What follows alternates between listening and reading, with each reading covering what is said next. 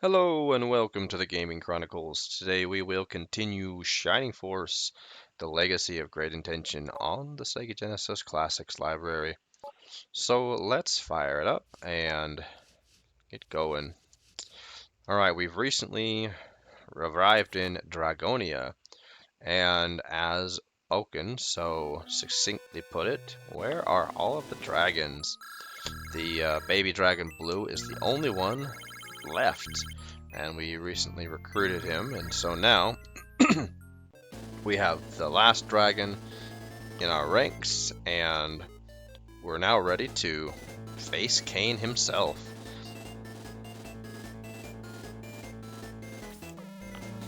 I knew you couldn't hide in there forever. Come on out, little hero. Yeah. Kane killed Various. We haven't forgotten. We have not forgotten for sure. Alright. So this is the battle where we will get everybody to level 20 and then promote them and then excuse me, level them up a bit in their promoted state. I'm not sure what level we'll get everybody to, but this is one of the primary grinding battles of the game, I would say. If your plan is to get people up to level 20, this is kind of where to do it. And it's made possible by the fact that we have these gargoyles, we have well, the golems. They've got pretty good defense actually. So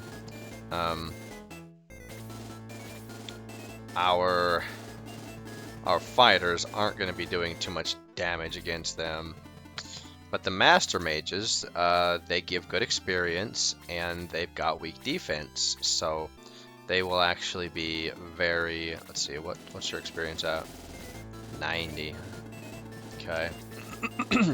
So they will actually be very good to get experience from. Ooh, I think that you can get 3 experience at least, yeah? Even though I don't think that the gargoyles... Oh, okay. Excuse me. Okay, I wasn't expecting to get that much experience, but that's good. Alright, Lyle, you're up.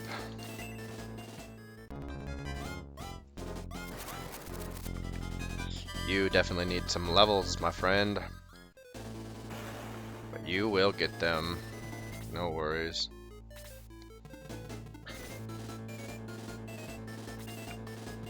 Alright, Domingo.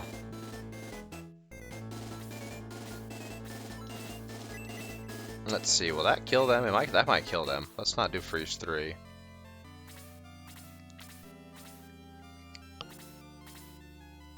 And yep, they're just gonna sit there. Let's go ahead and cast Blaze 3. This will not kill them. It might come close, but unless it's a deadly attack, it won't kill them. There we go. Nice, Tau. MP by 4, that's good. It's very good.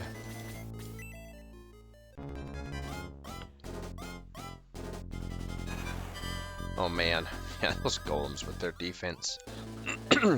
What is it, 28? Yeah, dang. It's alright.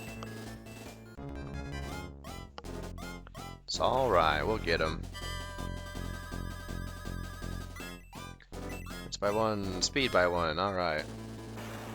So this battle, I don't know, I'm not sure if it was the developer's actual intent for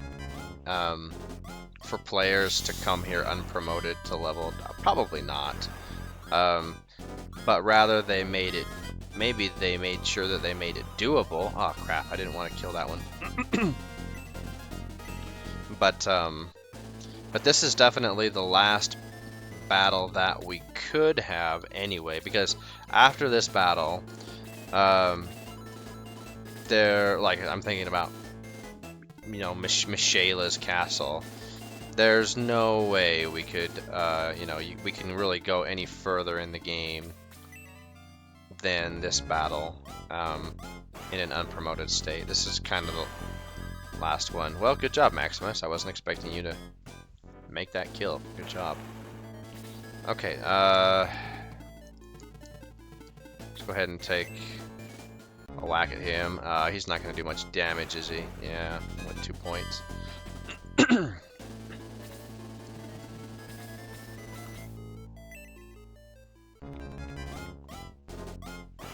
Now, I'm going to try and not let anybody die, but no promises.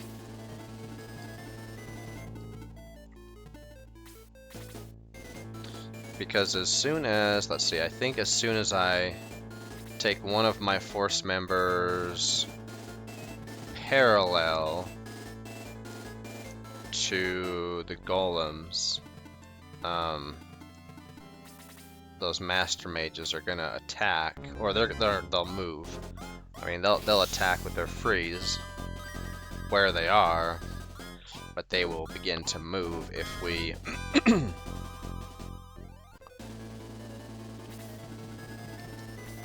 Alright. Alright, nice hits. I'm so glad that they gave us these gargoyles to level up our two members in particular, Lyle and Blue. Let's just go ahead and use Freeze 3, or Freeze 1. Domingo's really not hurting for levels or experience, plus even casting Freeze level 1, get 15 experience, so... yep, there we go.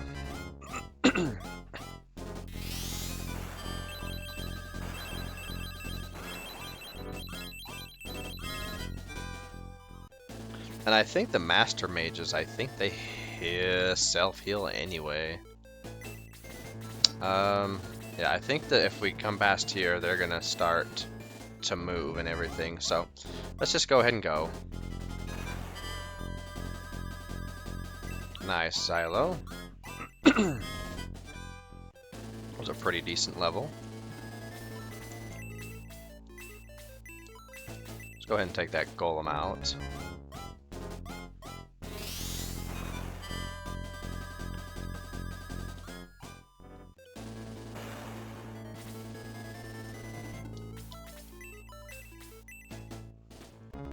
And, okay, yeah, it should be able to take this one down. There we go. Alright, nice job, Tau. Go after Domingo without fail. Oh, that is funny. I'll just keep Domingo in the party the whole time, just so... just so that I have a meat shield. And I will be attacking with my healers just because they'll be getting really good experience, just like everybody else at this point. Yeah, there we go. Defense by 3, speed by 2, hit points by 3, magic points by 2. Alright.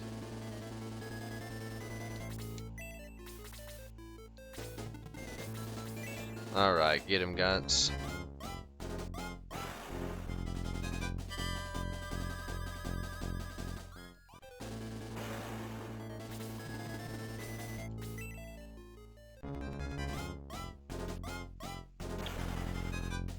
Alright. That will do it for... let's see. Yeah, let's go ahead and just have Maximus take out this gargoyle. He's been doing pretty good against these flyers. Alright, nice work, everybody. Now, I think if I take someone up here to open that chest, there won't be, Oh no! I just healed someone who has full health. How embarrassing.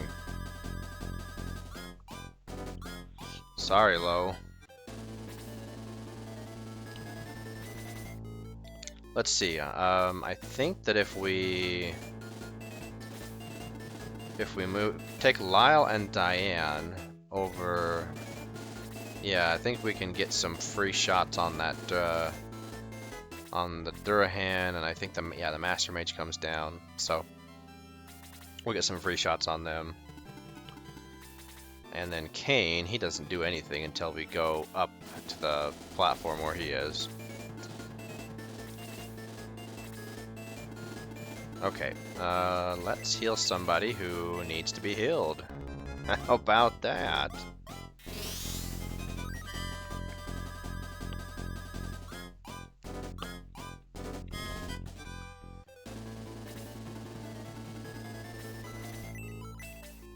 It's nice that she has heal 4 already. That's pretty fantastic.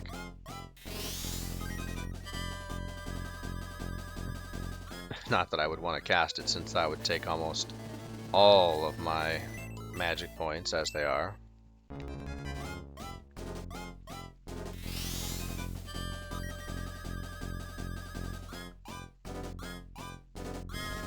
Alright. Oh, let's put Luke right there. Come on, Maximus.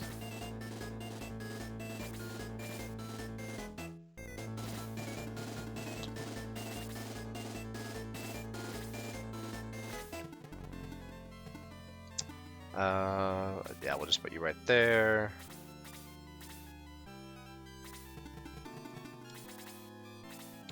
Alright, so as we can see, this battle is pretty easily done, and I've been mulling over in my mind whether or not, like, how much on screen do I wanna show, because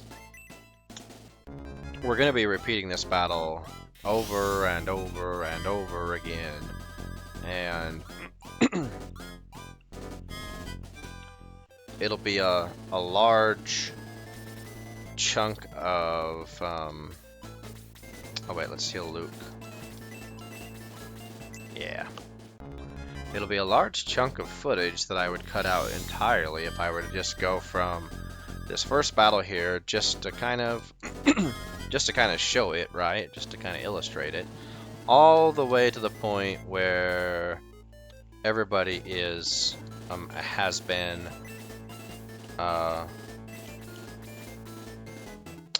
leveled to level,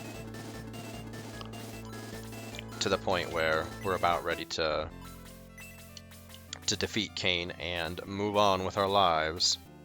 So I'm not sure. Maybe I'll... I don't know. Maybe when new force members are kind of getting ready to be promoted? I'm not sure. Making decisions is hard. Alright, so yeah, I think if as long as we stay down here, we're fine, but as soon as we come up here, Kane will move to attack us, and he will end us. That Sword of Darkness, with its ridiculous high proc rate of D-Soul, and then just his regular attack is super strong. It's like 65, I think. What is it? Yeah, attack 65, defense 30. I appreciate how they have his Dark Sword, or Sword of Darkness and Broadsword. Even though you can only equip one weapon, it reflects like what his little character is carrying in his hands. That's cool that they did that. Alright, I'll just leave the melee guys down here, so they can't do nothing.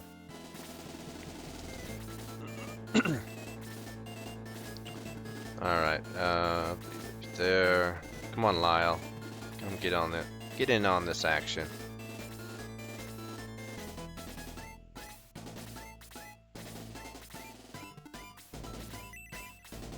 Let's see. Yeah, see the Master Mage self-healed. Doesn't need a healer. They just self-heal.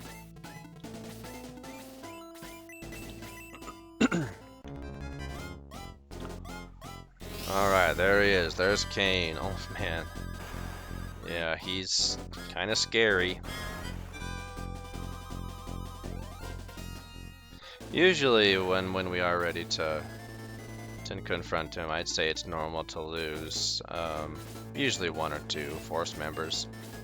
That's pretty normal. just because his attacks are so powerful. Alright, Diane goes before the Master Mage, which is fantastic. So Tao won't take any damage. Alrighty, and that's it. We're not going to try to get any of the other enemies. That would be silly. So now we will egress, and now it's just rinse and repeat. We just do this over and over and over again until we get everybody promoted, and maybe I'll just make some cuts into the battles where, I don't know, maybe at various points where force members have gotten to the point where they're ready to be promoted, to just kind of show the time lapse as it goes, just so we don't get every single second of this grinding in here, just to give kind of an idea, because part of this whole thing, right, is to just kind of illustrate what does it actually look like to take your whole force to level 20, you know? Is it a grind? Yeah. How much of a grind is it? Well, let's see. Let's look at it. All right. So anyway, so we'll just go ahead and make a cut, and then we'll fade into, I guess we'll call it the next progress point in this battle.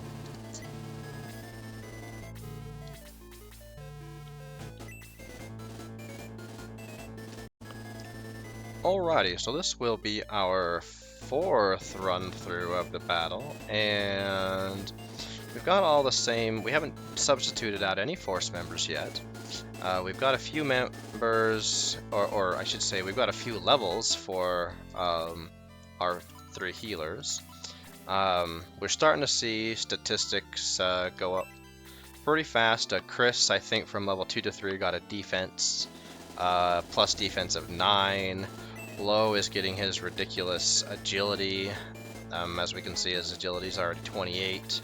Henri, we just barely promoted her. So I think that maybe every 3 run-throughs of this battle is appropriate enough to just kind of track the progress of each of the force members in a in a manner that's not going to really drag this out. So we'll just keep on going here. And as we're going through here, one thing that I was thinking about was the story aspect of this, because we're fighting Kane, and I may have mentioned that in the English version of the game, we do not know that Kane is actually Maximus's brother. The Japanese version does outline that, of course, and which makes the story that much more tragic, right? Maximus, we find out, not only has a brother, but he has been basically mind controlled by Dark Soul. And there's so much missing from the English version. I don't know how much more there is in the Japanese version, but in the English version there just seems to be a lot missing.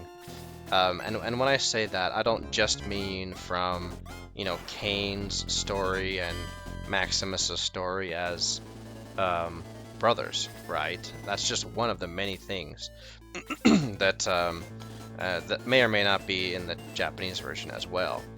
But if we just, reflect on, man, what's the history there? Because we don't know who Max's,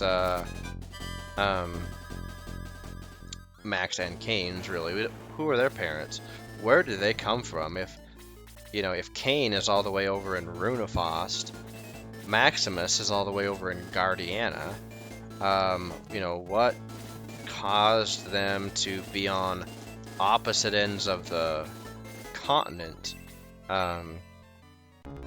and how and why did Kane get controlled by Dark Soul?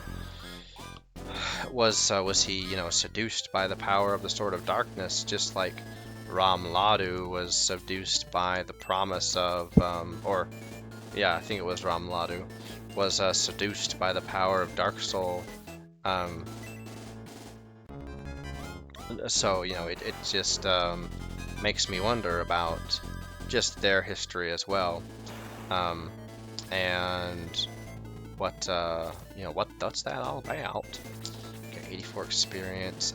He won't level just by hitting him. Unless he gets stunning, maybe? Nope. No such luck. So, you know, that's one of those Shining Force mysteries.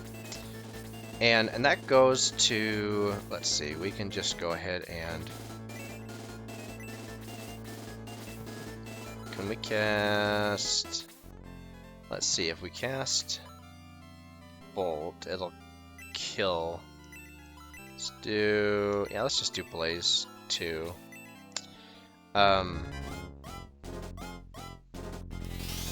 Oh, it'll kill one of them. Yeah, dang it. I love that animation, how the staff just hovers, and the wizard class outfit is pretty awesome. Man, the designers of the, you know, the in-game battle, they did a fantastic job at their design. Like this, you know, the in-battle face-off is just pretty awesome. The way that they designed especially the Force members, but also the enemies as well. You know, it was just so amazing to see something like that in the early 90s. Everyone was like, "Whoa, this is cool." Anyone that played it anyway. Back in the 90s, you know, this was attack by 2, defense 3, speed 2, points by 4, heal 4, yay! And back in the early 90s, here's another thing that we can talk about that I'll probably mention when we go through Shining Force 2 and chronicle that game, is the fact that the Sega Genesis wasn't really known for its RPGs like this. I mean, yeah, it had come out with not Shining Force. It had come out with the Phantasy Star series, but it wasn't.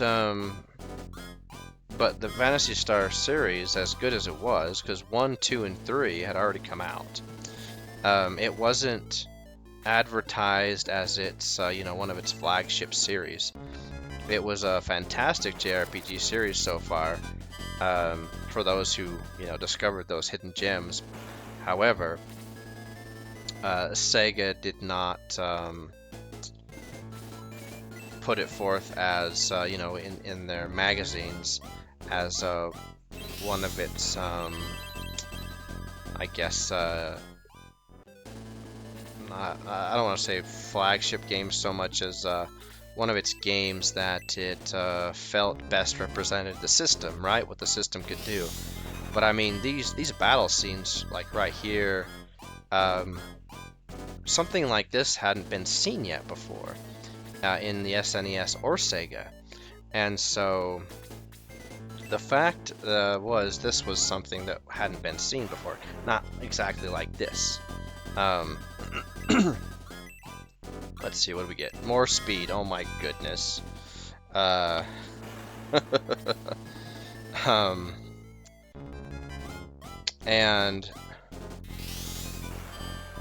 also,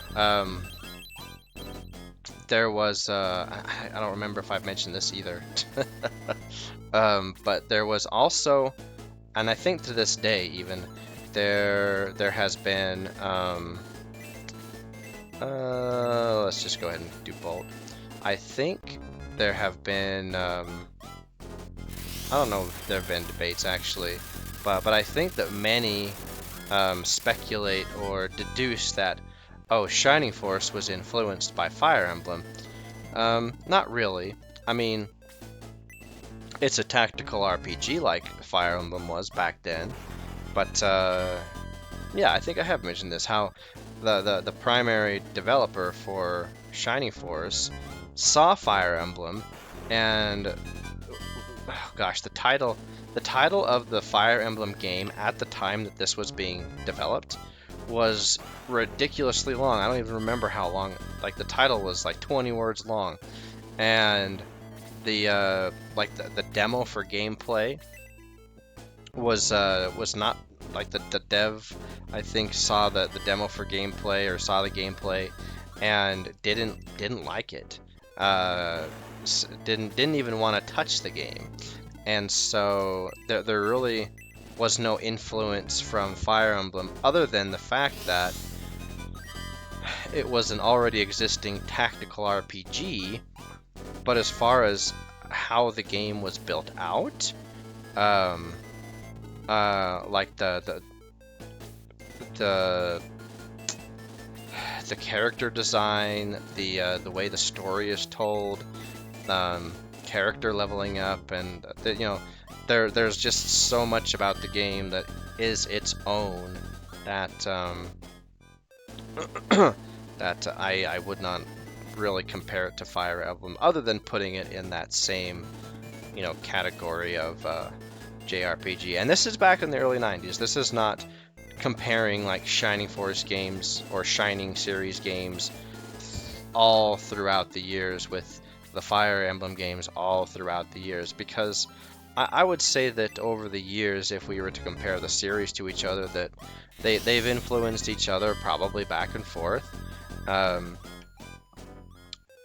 But I later than in years later than the early to mid 90s, I wouldn't know, because I didn't keep track of the Shining series or the Fire Emblem games once it was later than those years. So I would just say it's possible that they did, because they were always comparable to each other back then. But I wouldn't say that that one truly influenced the other, despite what people may claim.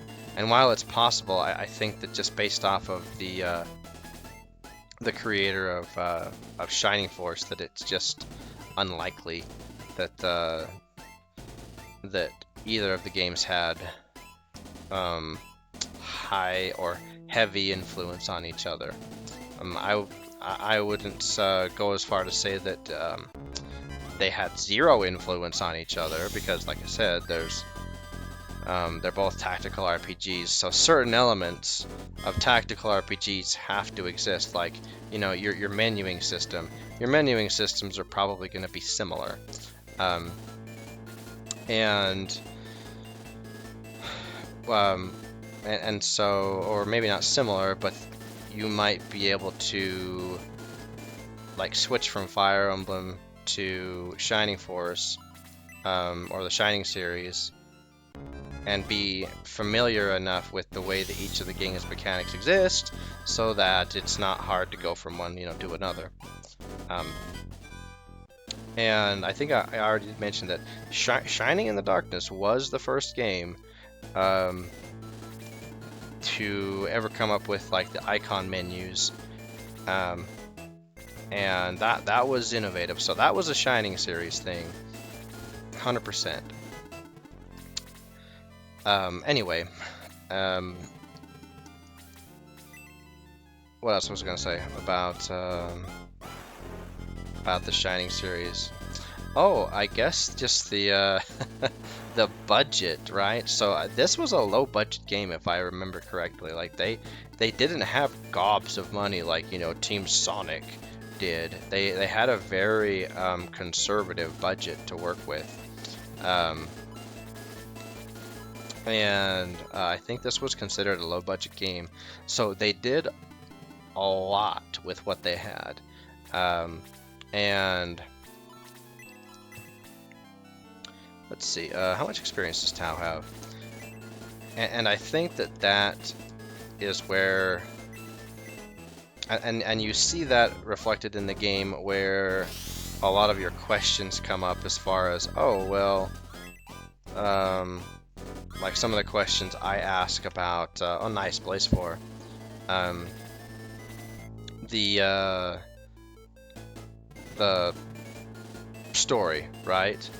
As far as, well, you know, there's Kane and Max, and you know, what's their story, and then what about I think you just leveled up, right? Yeah, just a little bit ago. Where's Diane? She's way back there. Did you level up? Well, I mean, not did you level up, did you get HP? You did not get HP. But anyway, so, you know, then we can think about just the whole backstory to the game. They could have included a lot more than just than what they had, because there's the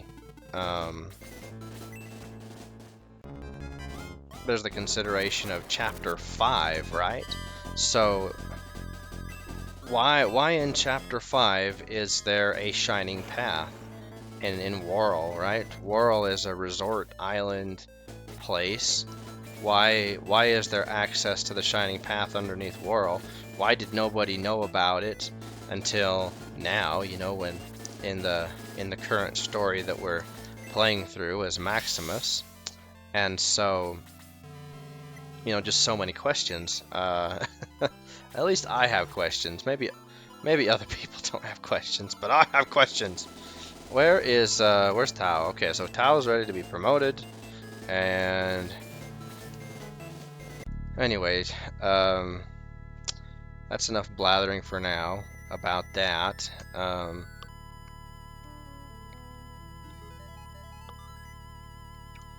Hooray! Yeah, let's just go ahead and save.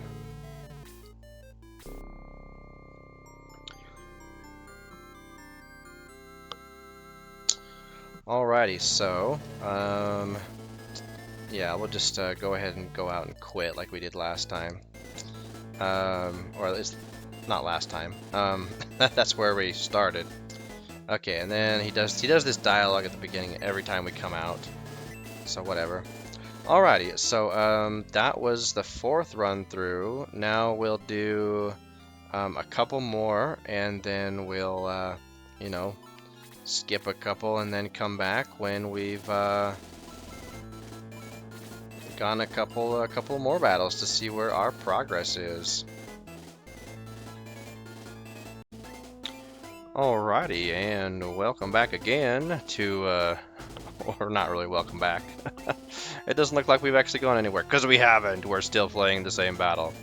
Anyway, so I think that this will be the 7th or 8th run through, I think it's 7th, run through of the battle. And we are now to the point where we got a couple more promotions coming up, and so let's do that. One of them being Maximus.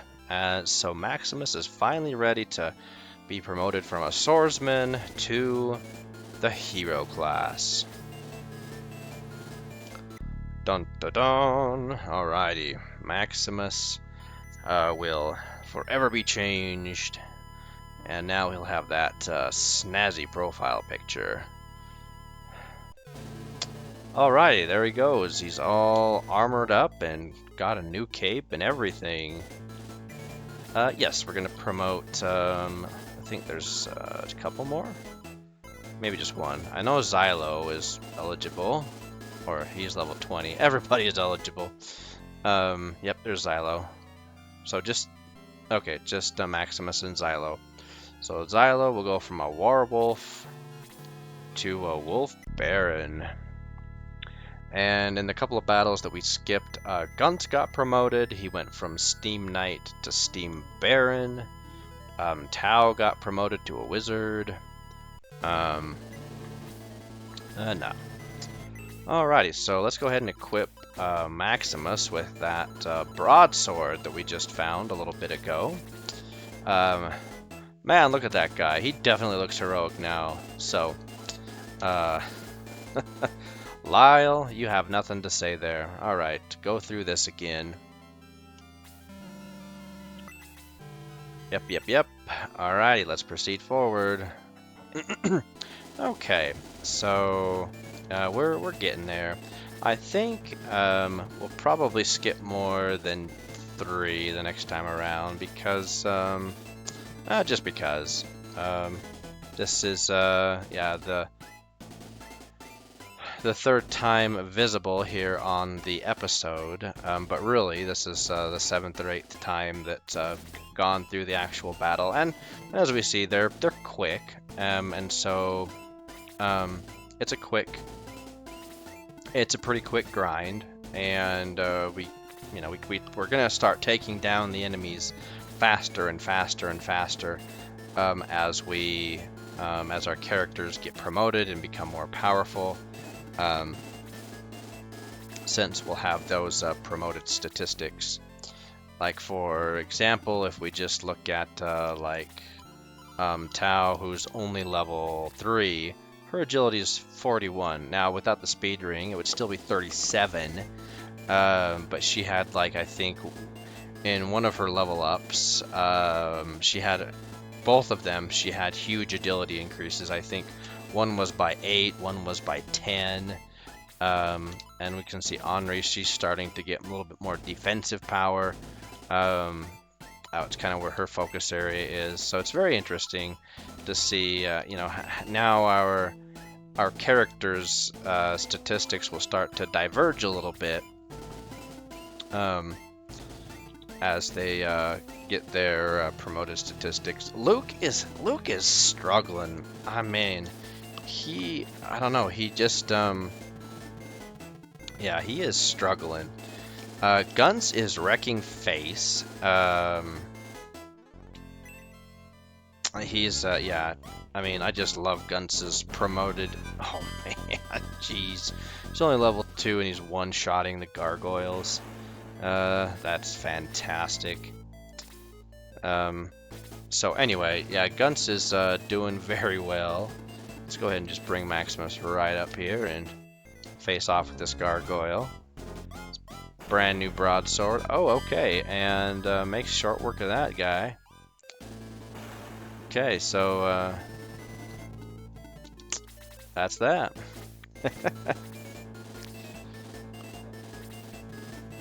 Oh, and Xylo, when he went from level 19 to 20, his attack increased by, I think, like 6. And so his starting attack as a promoted character is quite high for level 1. Maybe not quite high, but considerably high. So he's not going to be slouching for attack. Good thing that we have the Heat Axe for Luke, and I don't think Gort will have the exact same problem that Luke will, but man, let's see. Let's go ahead and let's just do Blaze 2. We don't need to do any more than that because she'll gain 48 experience. Yeah, there we go. Okay, Domingo. I'm keeping Domingo in mostly as a tank and as a meat shield, to it, and really as an aggro, right? Because Domingo attracts the attentions of the monsters. I did use Domingo as a distraction over here in one of the battles that we skipped. I think it was Guns. Guns was close to level 20. So I put Domingo up there to have Kane aggro to him, but then I used Domingo to attack the Durahan, and that gave Guns the experience he needed to level up, and then Kane attacked Domingo. I thought Domingo was going to die, but luckily Domingo evaded, so that worked out. So Domingo is an excellent monster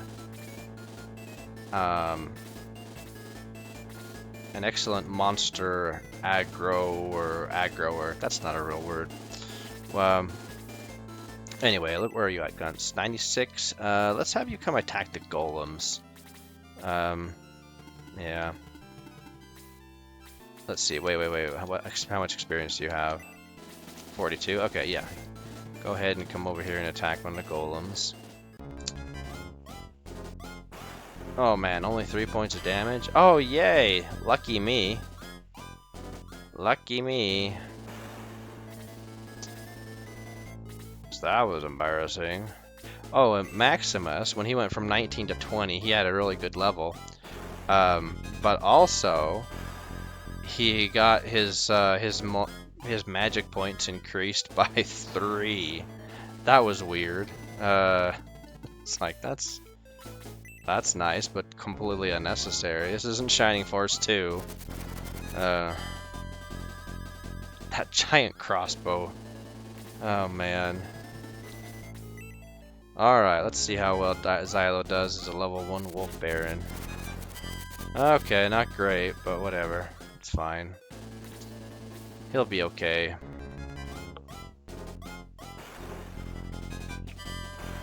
Oh, maybe not. If that Master Mage casts Freeze too, he might be dead. Let's go ahead and attack that High Priest with Lyle. Yeah.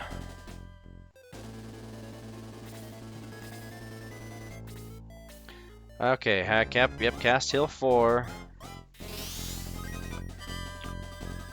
Why does the AI enemy, why are they like programmed to cast the highest level of heal spell? That I don't understand. And they do that regardless of how many hit points they're missing. They can be missing almost all but 1. They can be missing 1. If they've got that, oh, wait a minute. Oh yeah, let's just go ahead and come over here, cast a Blaze. Let's do 2. I don't want to have a deadly attack and accidentally kill one of them. That would be a waste.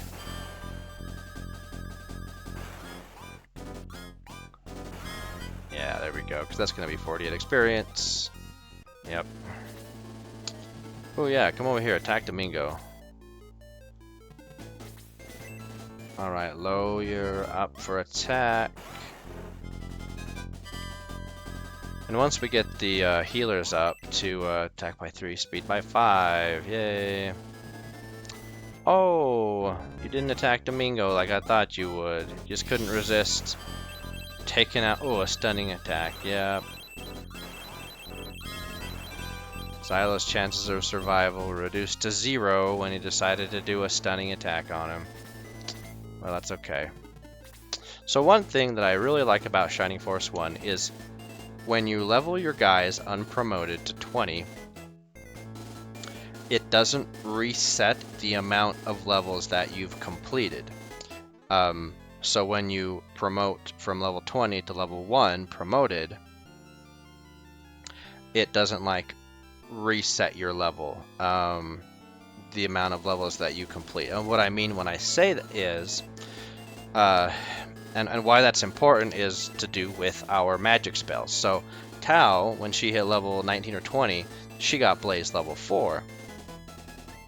And Henri, she got Freeze level 4, and she'll get Bolt 2 soon here. I think, but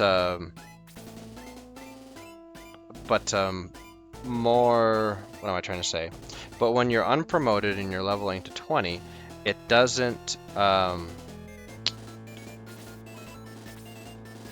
you don't have to get promoted to get those spells that you normally would as a promoted character, right? So like Blaze 4 and Freeze 4 especially.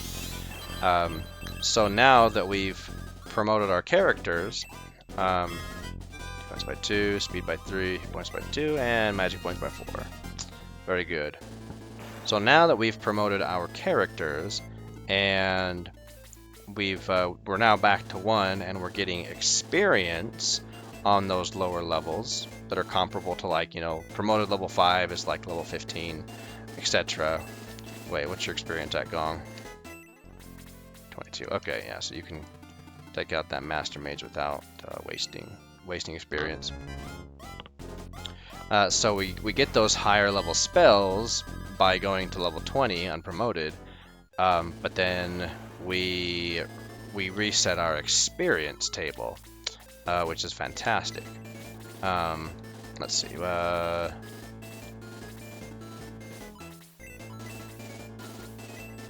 Just one heal since she's at 90 experience. Don't want to waste it. So anyway, that's cool. Beat by 7. Nice. Okay, Luke, come on, get him. There we go. Once he gets promoted and has that heat axe, he'll be in a lot better shape. But right now, he's struggling. Okay, so we lost Xylo. I wasn't really expecting that, to be honest, but whatever, it's fine.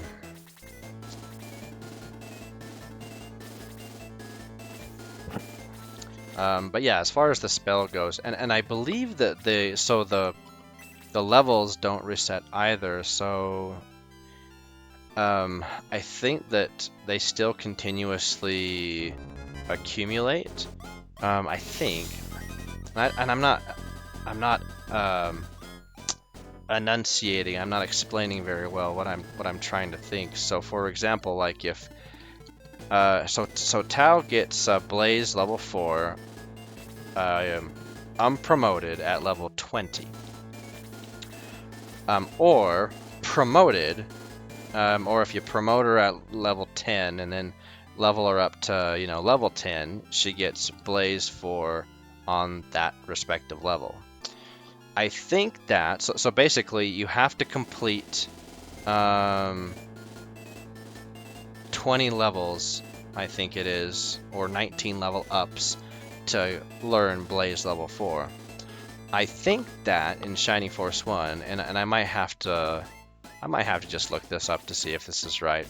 I think that the game continues to just tally the amount of level ups that you have.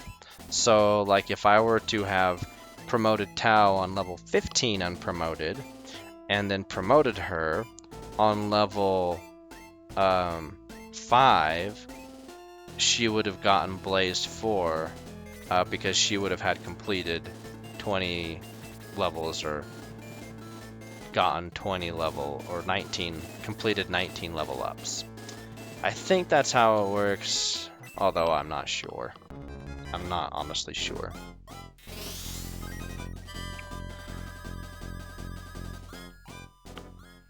I think that it's the amount of levels that you complete, not necessarily the level that you've leveled up to. Anyway, doesn't matter. Doesn't matter.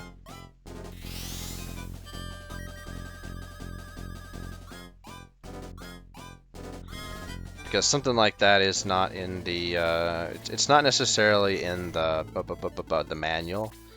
It just like says, if you look up in the manual and you look up to see, okay, well what level do I get Blaze 4? I think it just gives you like the raw level, which would be level 20, right? I think that's how it goes. And I think like for Henri, like Bolt 2 shows 30, like 30 something. I don't know. I could be way off on all this. I should have probably looked this up to make sure that my memory serves properly, because I'm just going by memory, and that doesn't always work out the best. Alright, Domingo, we'll just have you sit here. We'll probably substitute out Domingo, actually. Yeah, we can substitute out Domingo. Did I see? Yeah, Henri needs a heal. Or has a couple of HP missing that we can heal up. Get some experience. Alright.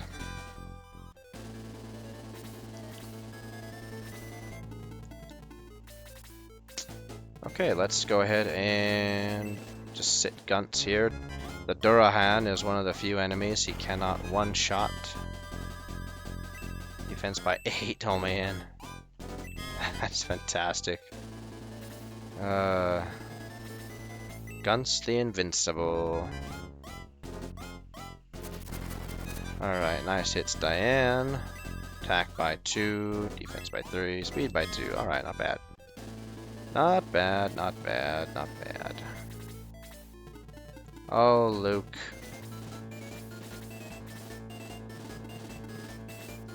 It's kind of sad. Lyle's almost caught up to Luke.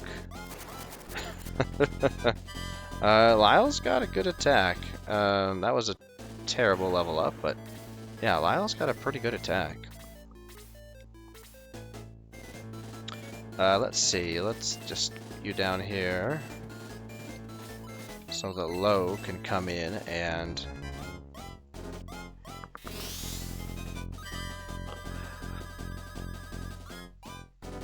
get a heal off, and yeah.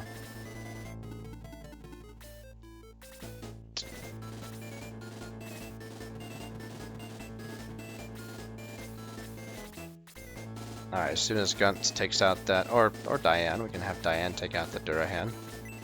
Oh wait, no, she's not gonna do it. No, she won't do it.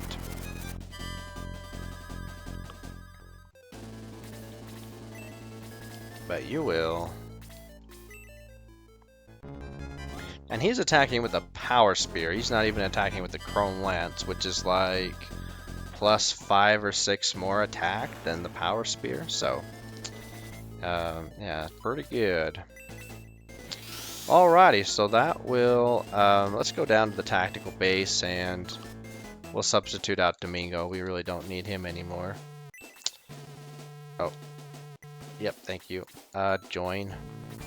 Well, we're gonna leave May until about the last. We're gonna do some poetic justice and allow May to be in the final group that that takes out Dark Soul. Let's kind of do. Let's see. We're substituting out a caster. We already have all of our casters in. So I guess let's who shall we bring in? Shall we bring in one of our lance users? Because we've only got one lance user in.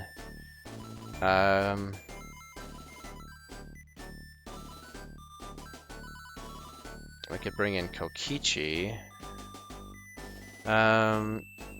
Because Domingo's a flyer. Yeah, let's bring in Amon since she's my least favorite flyer.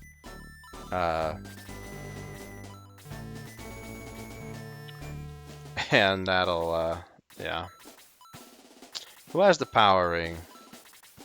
Why do I always forget about the power ring? Ugh. Because Amon, you're going to need it, I think. Yeah, oh, your attack's so bad.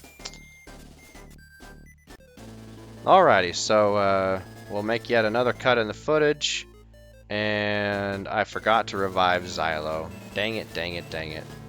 Alright, whatever. We'll just make a cut in the footage again, and then when we're back, we'll have Xylo magically alive. And we'll be on, let's see, we'll skip a few more battles. So we'll come back on. Oh, we'll skip more than a few. Let's come back on run through number 12. And I know that I said that it wasn't that long. I may have been wrong. So anyway, so let's just cut away to from battle.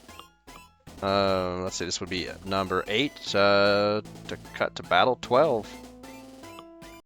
Alright then, we're back for another round. This is now going to be the 20th-ish time that we have ran through this battle. Excuse the voice. Yeah, I did not truly know just the sheer volume of times that we ran through this battle. They just go so quick. I was thinking in my mind, oh yeah, it's not too many, yeah. So I definitely set a false expectation there. They are, like I said, they are very quick. They're between 10 and 15 minutes for every time you run through this battle, so maybe just how fast you quickly go through these battles is what was kind of skewing my perception. It doesn't matter. The fact is I just was dead wrong about the number of times that we run through the battle. Anyway, so one thing I did want to point out, because I believe I did this off screen, in fact I know I did, was the 2 treasure chests that are lootable. So this one right here, I think pre-battle when we looted this, it was a halberd, right? I want to say yes. Perhaps I should have reviewed the previous video to make sure, but I'm pretty sure this was a halberd. Yeah. And then over here, this was another shower of cure. So pre-battle, you loot a shower of cure, but it's also it's closed back up for the battle. So it's another shower of cure. So you get a double dip. That's pretty awesome. We probably won't use the shower of cures. Honestly, I've never had a great need to use them. I think in all of my time playing Shining Force, the many times I have played this game, I may have used a total of 5 showers of cure, just because my cautious style of battle strategy usually doesn't end me up in a place where I need to heal the entire party. But anyway, this isn't actually too bad to get. I was a little tentative because I couldn't remember if coming up here would aggro Kane and his little entourage of Goonies here. So yeah, basically you just you can camp your party out down here. As long as you're not on this little staircase or up here in this area where they are, that's like the aggro area, you can just take a flyer. I just took Ammon and flyer way over here like that. Excuse the voice again. Flyer straight up and then over and then into the house and loot the treasure chest. Just make sure you don't have your bags full like I did with her. I actually had to drop the healing seed that I had looted from here to get the shower of cure. But hey, it's only a healing seed, though it didn't matter. Anyway, so that's the treasure chests for this battle. I thought that was pretty cool that they gave you another shower of cure and not a another healing seed. Now in here somewhere is I can't remember if it's, I think it's this somewhere here. I can't remember.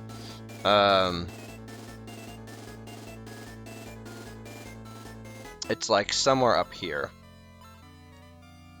There's one of those useless items. It's like the toothpick.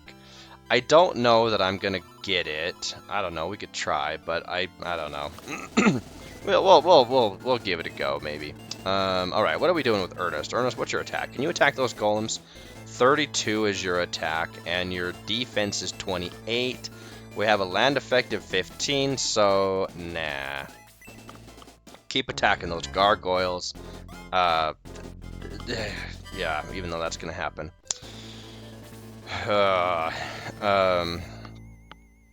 Yeah, we put in Ernest and Vankar.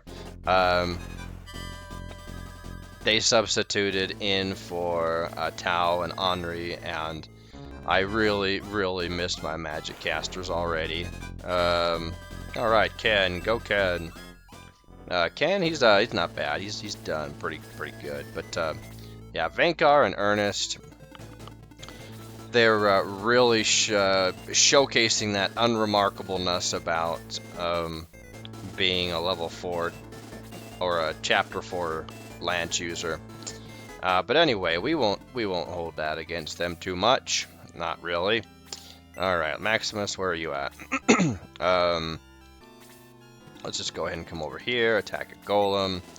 Maximus, I give him the longsword just so he doesn't one-shot these golems. Well, then he attacks twice, and that just defeated the purpose of it. With the broadsword, I believe he can now one-shot a golem. Xylo, he's come to the point. Look at that, attack 48, defense 29. and we cannot we can't reduce his attack anyway. He had some really good level ups, and so he's one of the more powerful members of the Force. Ah, such a waste of experience, but we're seeing a lot of that now. And I kind of had mentioned that how the I mentioned that we're gonna start going through this battle faster and faster because our troops will become more powerful as they level up, and you know, being able to one-shot a lot of these enemies like Xylo, Maximus, Luke's kind of getting there. Let's see. Let's take a healer back here. Ammon. Oh, I'm just trying to get up to level 20 with her so we can promote her. She's still pretty weak, and she has the power ring on too. It's just like I really hope that she gets some good level increases early on when she gets promoted. Otherwise, we're gonna have problems. Lyle, he's had some good level ups. He's actually pretty dang solid now, as far as being a reliable Force member. Luke, oh, he's got... I could use the heat axe. Let's just attack with the middle axe, since he only needs 4 experience points. Watch, he's gonna have a deadly attack or something. Oh, good. That was perfect. Attack by 7. Well, that's nice. Finally getting some good levels, trying to make up for all of those bad levels we had when he was unpromoted. Alright, Vankar, nice hit. Kind of. Hitting 11 on a gargoyle, that's actually pretty pathetic. They have some of the worst defense in the game as far as enemies go, especially for the chapter and level that we're on, right?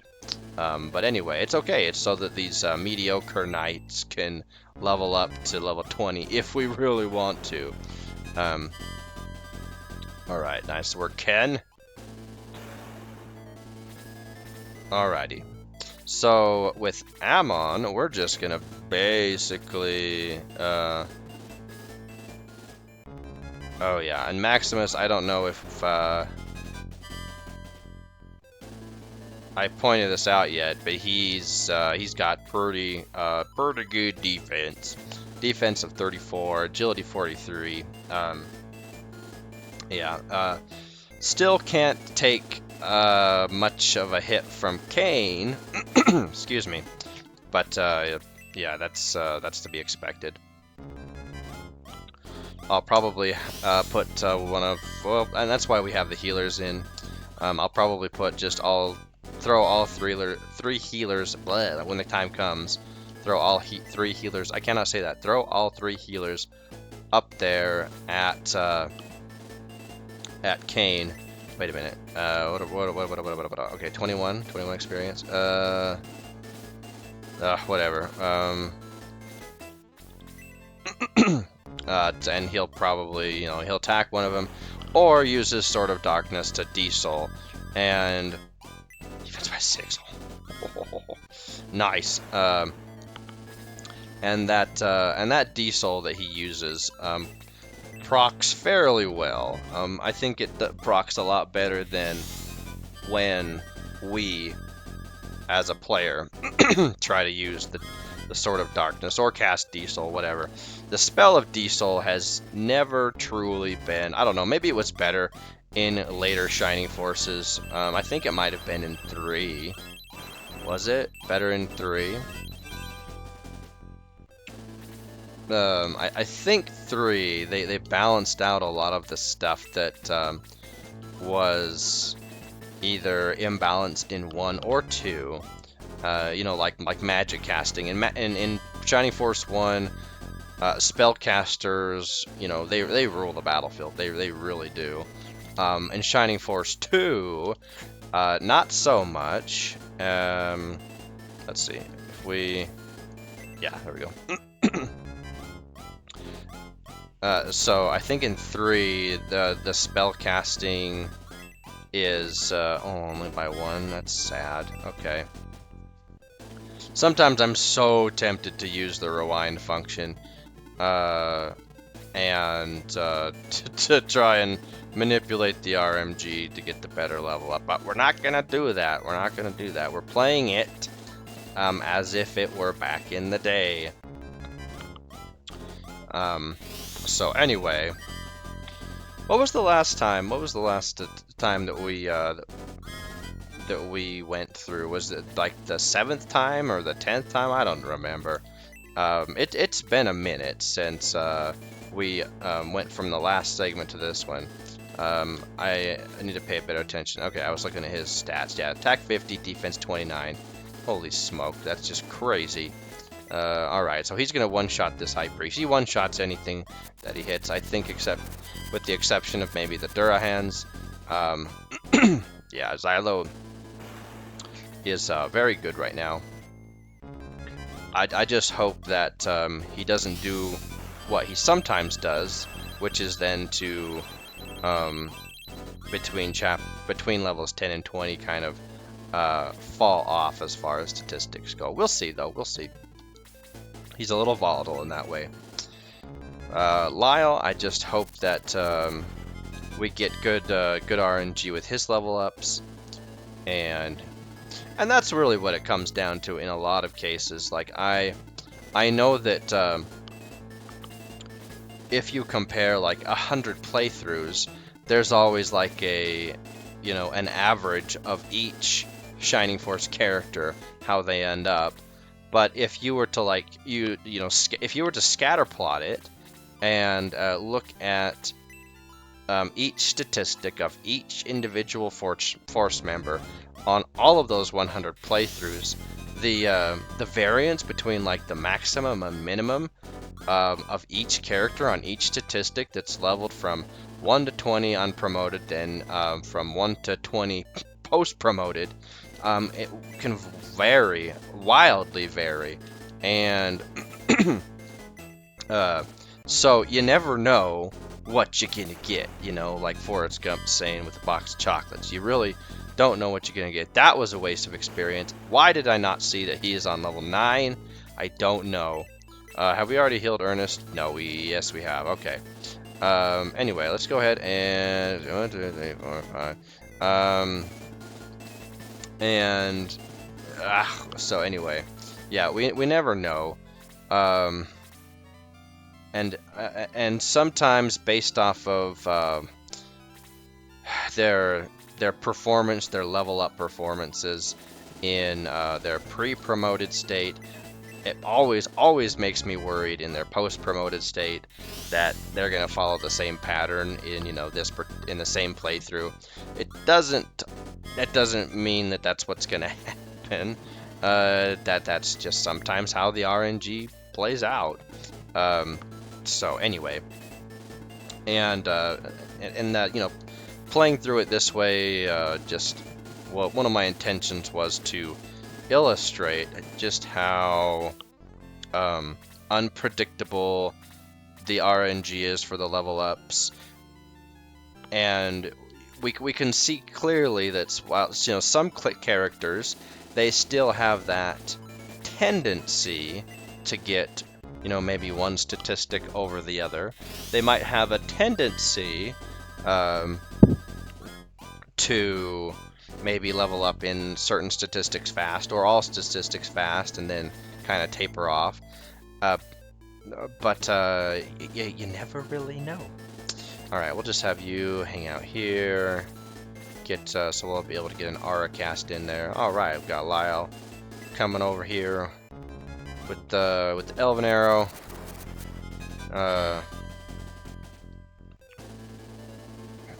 Did he just hit that much on a Durahan? He hit...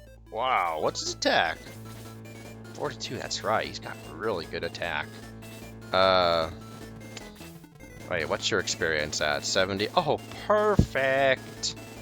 Alright, I love it. Alright, there we go. Xylo, Luke, and Diane. Hey, and there's even a little bit left over for one additional single heal.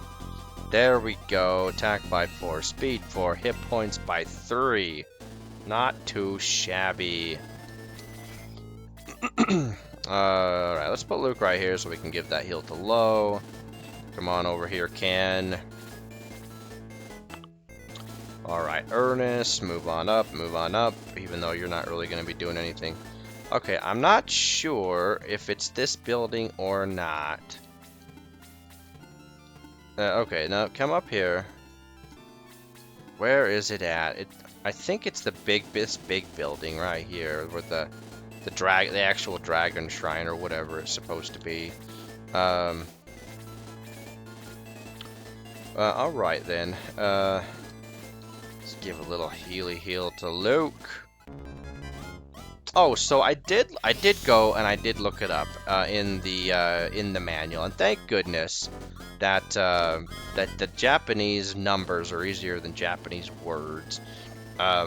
And then I cross-check it with English just because I never know how good my Japanese interpretation and translation skills are. But anyway, so I was kind of verbally stumbling through the spells and the relation of when your spells level up versus the level that your character is on. And I was spouting something about if you level up in an unpromoted state all the way to 20 and then get promoted and then, you know, continue to level up that way, that it continuously accumulates your levels, and it doesn't reset you, so to speak, when you go back to your level 1 promoted, because we could technically consider from an experience gain perspective, like if one mob gives you let's say 20 experience when you kill it at level 11 unpromoted, it'll still give you the same experience at level 1 post promoted. However, when it comes to gaining spell levels, the game continuously accumulates the number of levels that you have completed or arrived at. So I cross-checked with like low, for example, his quick 2 spell. The manual says level 25, so we leveled him to 20 and promoted, and then at level 5 post promoted he got quick 2. Same thing with Gong. He received Aura at level 10, and the manual said he receives Aura at level 30. And so that's the number of levels, because that's the number of levels that we have completed or arrived at. I'm not sure how to say that right. That satisfied the requirement for gaining that spell level up, and so there we are. So I think I'm not 100% sure on that. I wouldn't say take me to court on that one, but I would but my confidence is definitely higher that my surmising of that is correct. Probably. Anyway, let's just move on with our lives. No one really cares. What matters is that we have spells. So let's keep going. And let's just put Xylo down there. Let's see, how many experience points do you have? 71. Alright, let's shoot at that Master Mage. I think we'll be able to hit enough. Oh, definitely so. Definitely so. Defense by 1. Hit points by 6. Okay, okay. Okay, yep, not sure what I'm doing, honestly. Alright, yep, not here. So, if it's not in this building, is it over here? Is it on? It's on a northwest wall, I'm pretty sure. Pretty sure. I might just look it up. I don't know. I mean, it's not like we really need it. But I thought that it was up here.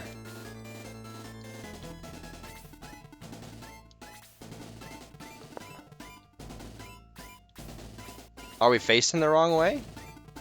Is that it? I mean... Ah. And I know sometimes it matters the way you're facing. No, I don't want to go. Ah, stop it. I thought. Oh, there it is. There it is. We got it. We got it. We got it. It was right there.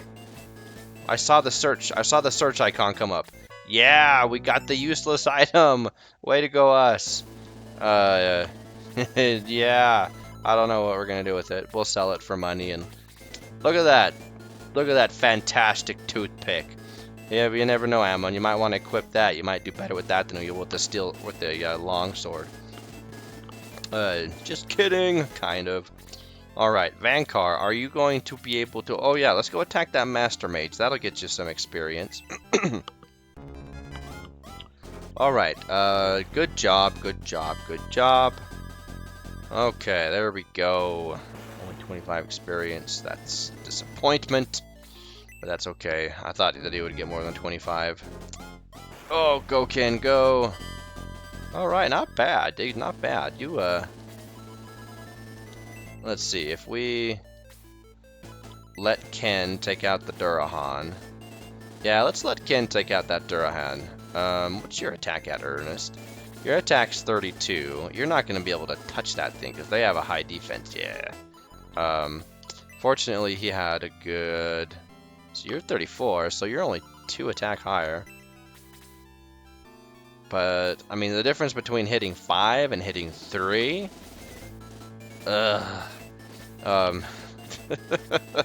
is more than one turn, we'll just say that. So, we are not going to...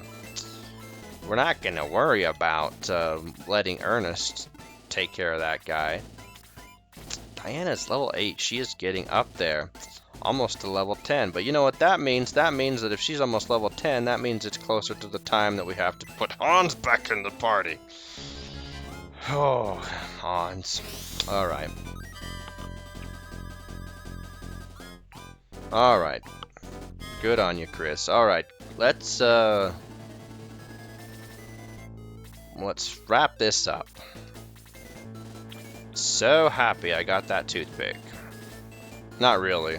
I'm just kind of stoked that I half remembered, half figured it out where it was. There was a useless item that we missed on the boat, the second boat battle. It's what was it, a cannon or something like that? I can't remember. But it was only until afterwards that I thought, oh shoot, we missed it. But it doesn't matter because it's a useless item.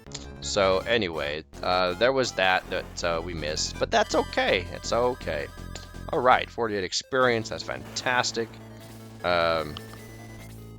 Alrighty, let's go ahead now and egress out of here, and we'll just repeat that again. Let's see, who has HP missing? Anybody? Ernest? No. Lyle, yeah.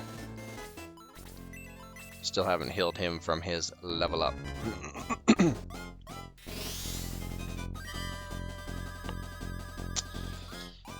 Alright. And there we go. Alright, and that is the 20th run-through of the battle.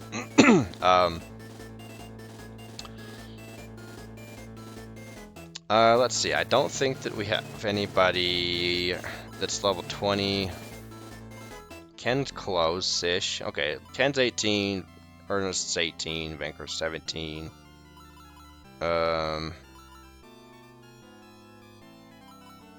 Let's see here. Ammon's 19. Okay. Yep, we don't want to promote him. Joker, I don't understand why he's always always eligible to be promoted, and you can just do it over and over again. It's so silly. Alright, let's do it. Boom. Alright. Holy moly. Alright, will I continue my journey?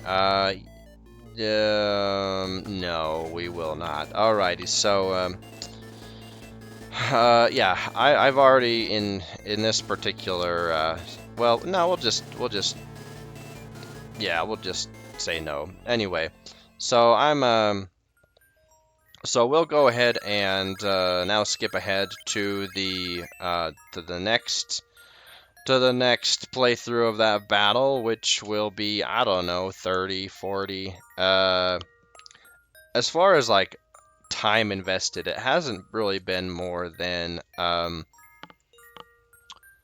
want to say 2 to 3 hours by now, which okay, yeah, it's maybe that's not really a lot for a JRPG. Let's not fool ourselves. That's not a lot of time for a JRPG. So it's been a couple hours of total time invested, maybe 3, maybe 4, I don't know, but it goes by really, really fast.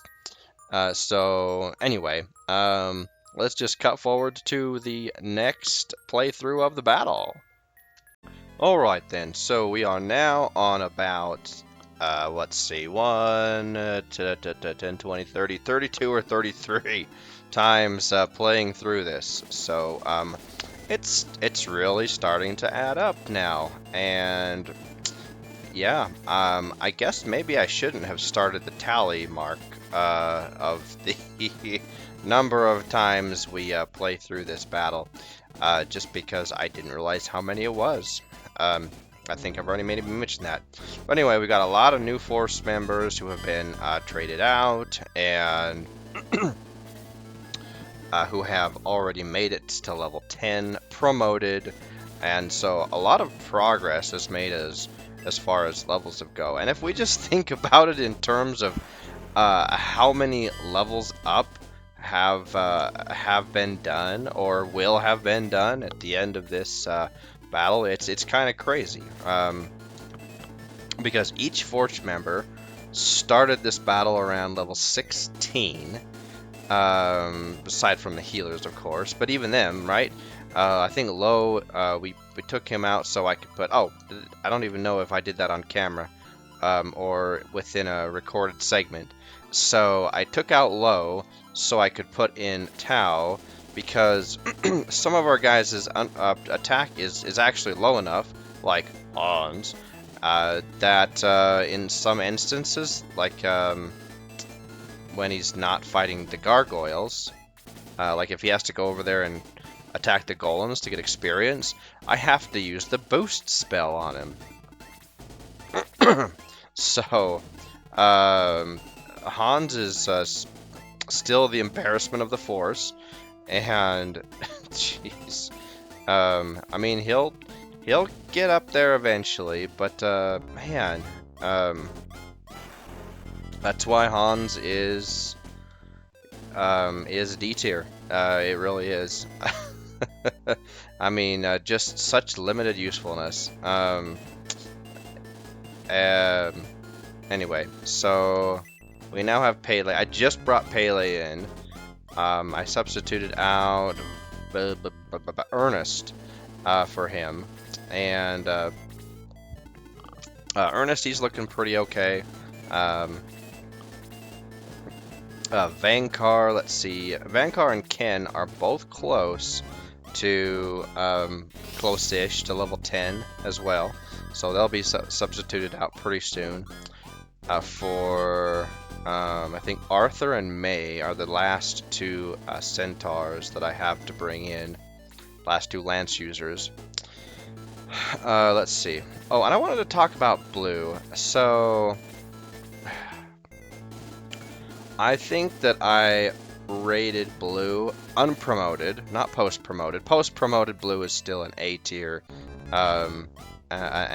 fighter, but unpromoted, the fact that you get him here at Dragonia, and if you, excuse me, if you want to use him, you truly, you have to level him up here.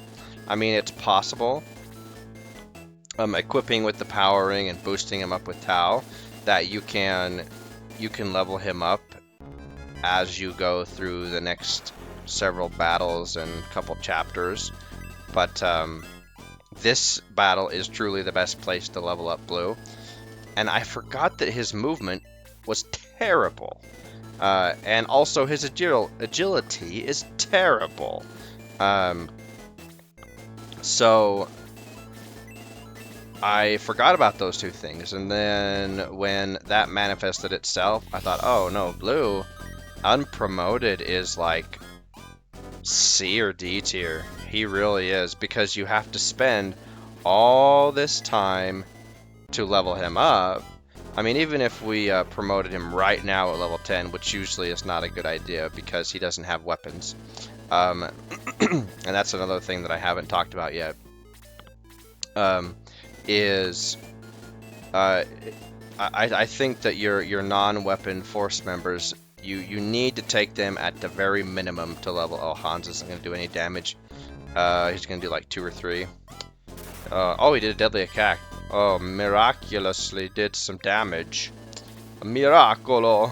But anyway, yeah, I'd say blue. You have to level him up so he gets some moderate to decent stat increases in like attack, HP, defense. Maybe not speed, because speed, I would say, agility for all force members seems to increase quite decently no matter what class you are in the first few levels of being promoted. So that is never a worry about, for me, if I am promoting a character and they're going into newly promoted, like even if their speed is just single digits, it doesn't worry me, because I know that they're gonna get a lot of speed or enough that they're not gonna be dead last in their turn order. So anyway, yeah, blue is C or D tier, honestly, because he just has bad movement. He's the last usually to go in each turn. Has a hard time keeping up with the rest of the force, and if you want him to kill something, you have to wait, and that's something that I don't think anybody likes in a tactical RPG. Is you have to wait for somebody to have their turn. Like, you have to defer another force member's action so that so that another force member can have that action. So usually that translates to attacking an enemy for experience. And yeah, so blue, yeah. I mean, once again, the return on investment is worth it to me personally, because you have an unpromoted C or D tier force member, and then post-promoted is certainly worthy to be called a solid A tier member. So it's just that time investment that you have to take. Plus, it always feels like to me you have this limited window to level him up. You have to do it here. You don't have to, really. There's other battles that you can do it, but since this is a short, compact battle, it's truly the easiest place to do so. I feel, because the next battle's coming in. Let's see, if we think about the next battle is in the big forest area, and then the battle after that is Michaela's school castle, which is a big indoor map. And then after that, in chapter 7, we don't have another small compact battlefield like this until we get to Metafa and fight Chaos, and all of those fun little minions, like the Torch Eyes, and the Jets, and and the Master Mages, yeah, or not the Master Mages, the Demon Mages. So yeah, it's best to do it here as far as leveling up blue. Nice shot, Hans. All you have to do is just keep doing deadly attacks for the rest of your life, and you'll be fine. Alright, Bailey should be able to take this guy down. He's got pretty decent attack for being unpromoted. Alright. Um, so as far as how other force members have done so far, I guess we can just say, so Tao, she's looking like her typical glass cannon self, which is fine. Very, very high speed, always first in combat, high MP, low HP, and that's kind of what she was designed to be and to do. Alright, let's boost up Blue. Blue. I truly wonder, is because, so I've mentioned how his Japanese name is like his, it's a Baru,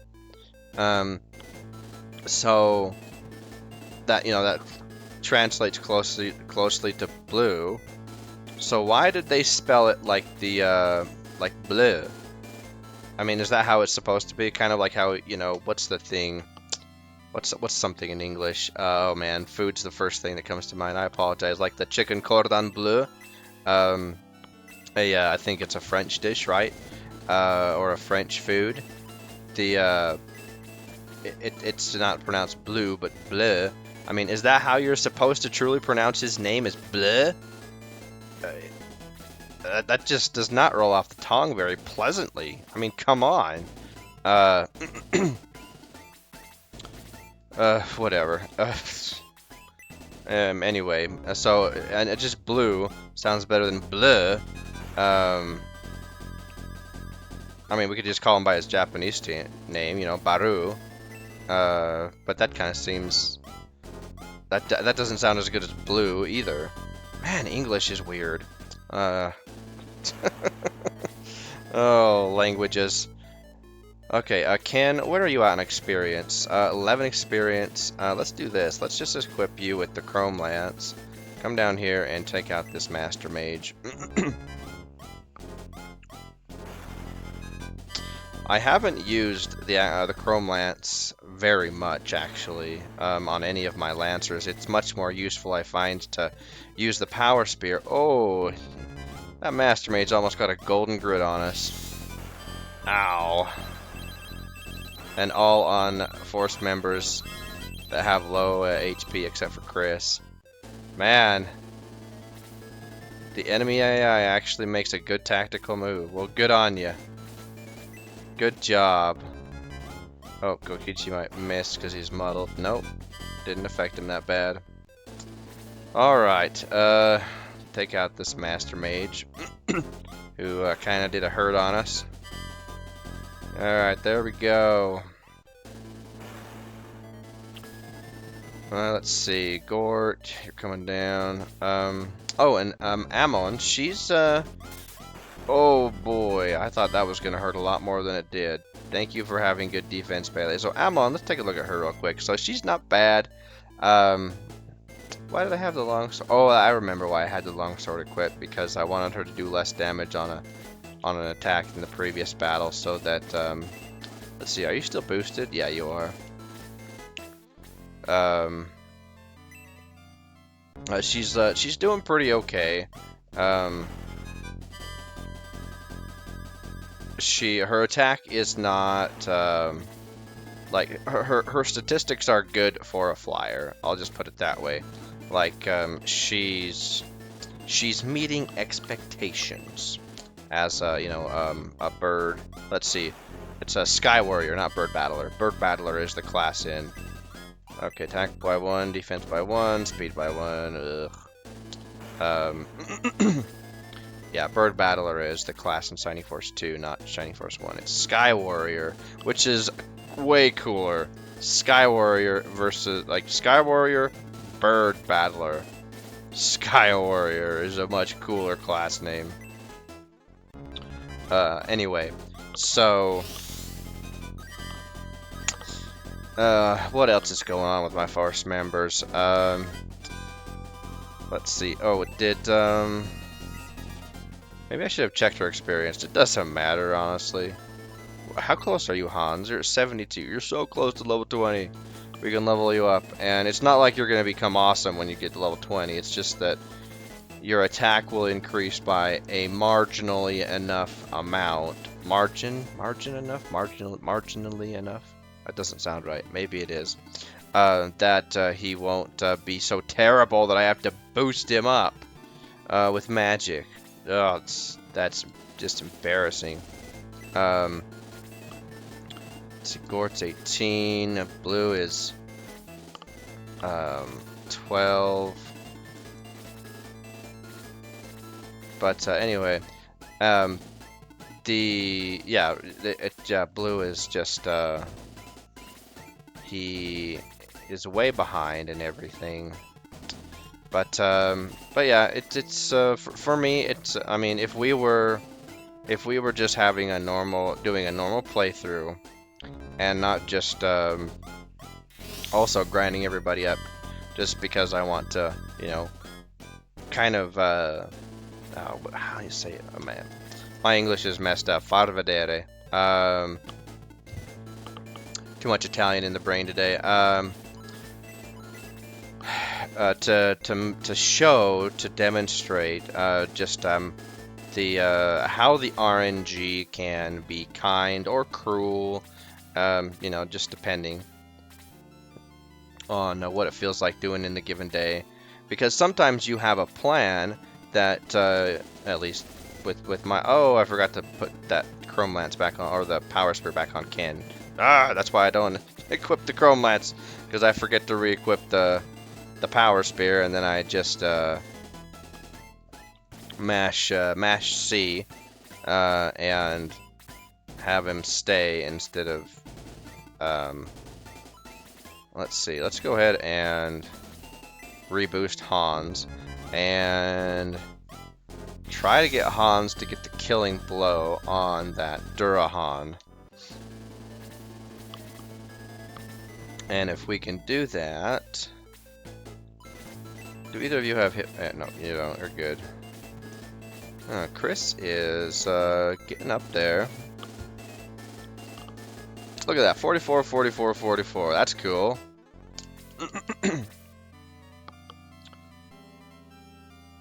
Let's see. No one has health missing. Okay, we'll just put Gong over here then. Alright, Venkar, let's go.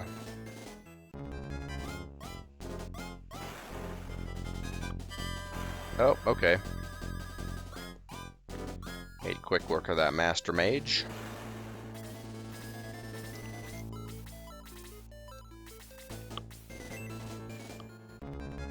Okay. Get her done, Ken. Ken's statistics have been less than... his statistic increases have been less than stellar. And that's actually to be expected for, I think... Excuse me, pardon me. His first... I think I mentioned how his first, like, 10 levels promoted are pretty meh. And I think that's why most people just take Ken out, because even when he's promoted and you're just hoping that, okay, I just need to get this character promoted, and then I'll start getting those nice big stat increases that come with level promotions.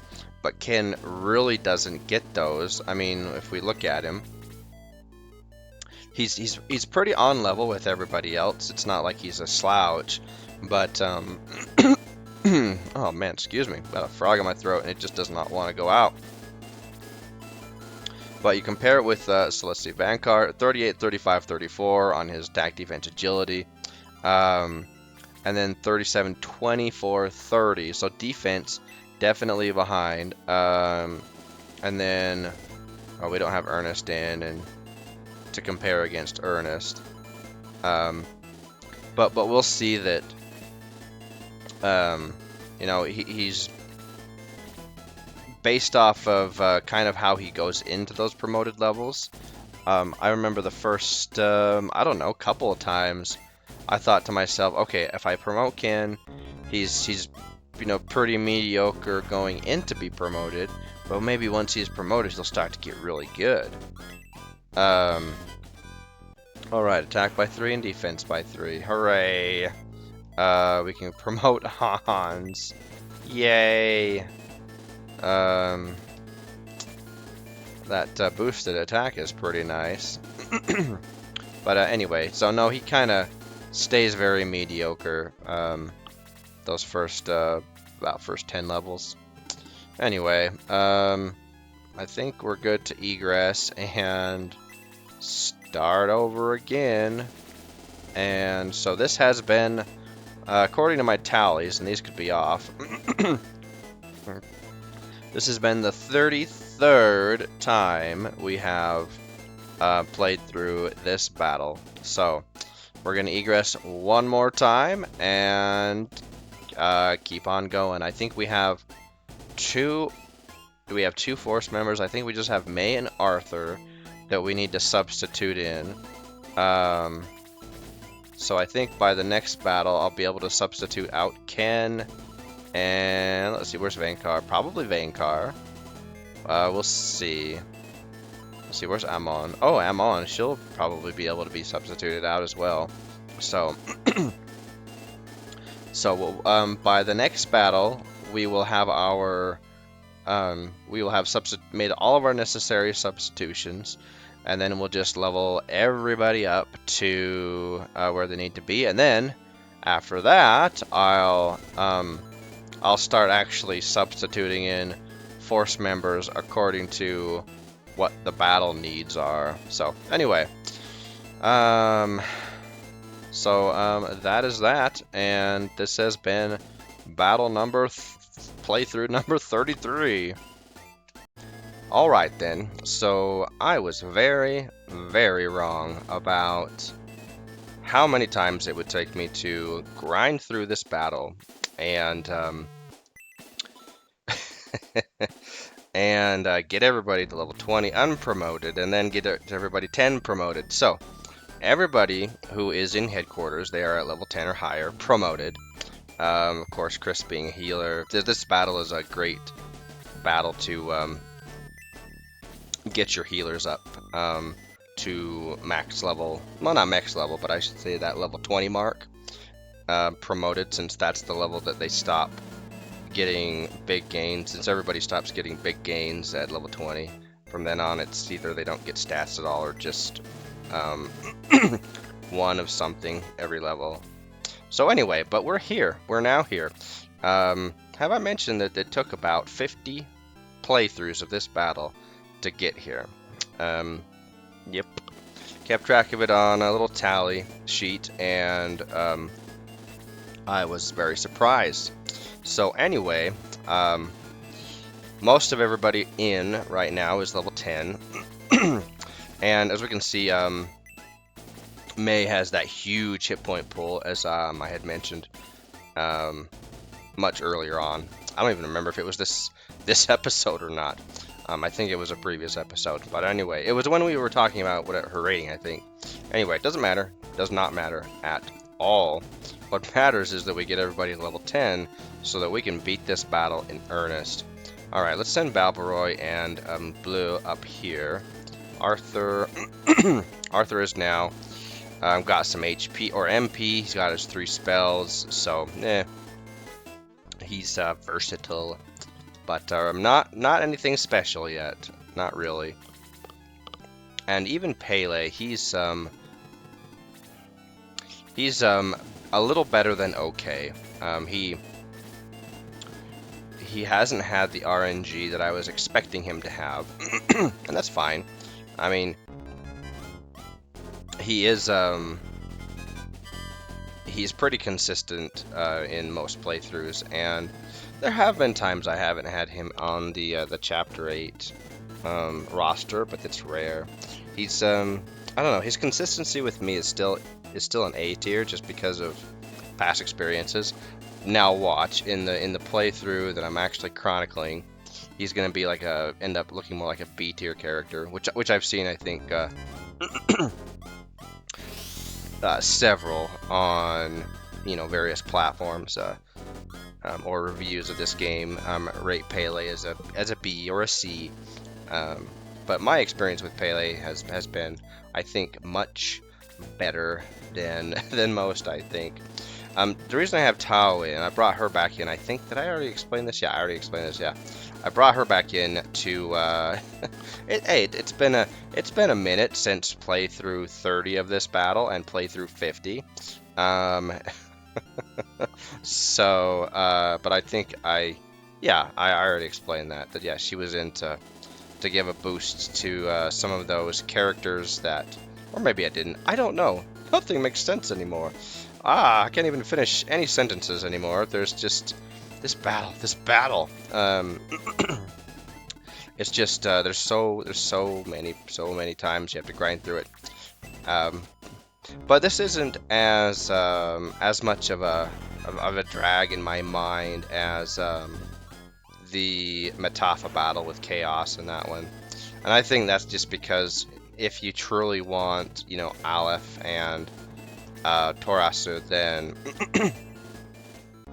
you have to go through that pain of leveling them. Even if you promote them right away, right, you still have to promote or go through the bother of leveling them. And granted, they're both casters, so you know it's not too big of a deal, but it's still annoying. All right, let's go ahead and get down to business with Balbaroy. Now, I've intentionally left the longsword on him so that we get a little bit more than one hit out of these gargoyles. Because right now, Blue, I believe he one-shots the gargoyles. And you know, that's kind of a pity because he's such a low level and kills him in one hit. So it's kind of a waste. Alright, and Arthur's agility is still kind of baddish. His stats are still kind of baddish. And it makes me wonder why. I don't know. I mean, from a perspective as a player, see, one shot. It doesn't make sense that you have to on a game like this, that you would have to level a character all the way to the end or close to the end to start to see the fruits of your labors. On this game in particular, due to the briefness of it, this isn't a long game, not really. Not by today's standards, or even, I would say, by the JRPG standards of the early to mid 90s, right? You could find some RPGs that were really grindy, easily. That where if you excuse me, it is allergy season, and my and I'm constantly clearing my throat. Anyway, so I would say that given how quickly this game can go by, right? So you know, if we don't stop and grind, this game is quite quick, and that's not even from a, you know, that's not even saying like if we were to speed run it, right? That's just saying this is not a long game at all. And so if you do choose to stop and grind, and you have to like consume that opportunity cost to level up other characters and things like that, and you're making those choices, are you really gonna choose Arthur? No, you're not. It's like, if you just randomly happen, oh, let's pick Arthur, he's so bad, let's keep him in the party. Let's see if he keeps being bad the whole time. And then it's, you know, in the middle of chapter 7, all of a sudden his stats start exploding, and it's just too late. It's just too late on a normal playthrough, right? So even though Arthur is like, he ends up being that A tier. Oh, wait a minute, why did we kill something with Kochikichi? That was stupid. He's already level 10. What a waste of experience. Whatever. It's fine. It's fine. Alright, Gord's level 10.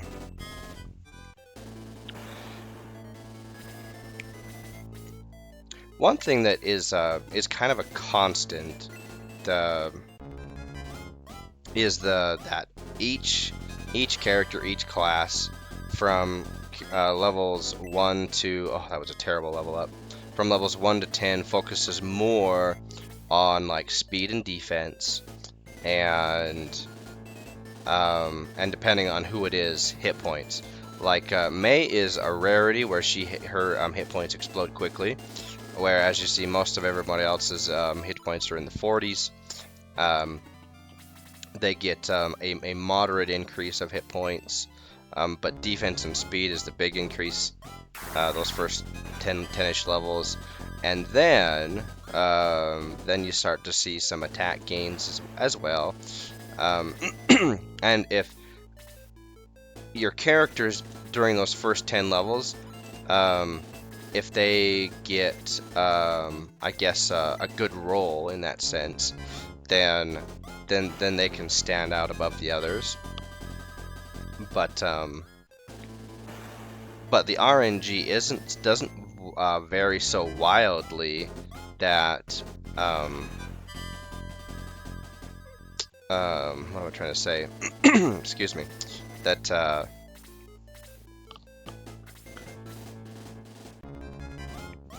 your playthroughs are going to look wildly differently, I guess is what I'm trying to say. Your roster might be different. Let's see, let's go ahead and throw a heal on Gort. I think Gong hit level 20, or maybe he's 19. But I brought Lo back in just to level him up, just get those last levels, or work towards those last levels to 20. Okay, yeah, he's 19. Okay. Alright, Kokichi, you come back here. Domingo, you don't need to help anymore. Let's see. Alright, Balbaroy. And if we don't, I don't know. We'll see where we get at the end of this battle. Blue, he travels across the screen so slowly that it's kind of a frustration waiting for him. Alright, we'll just back and forth between this Master Mage.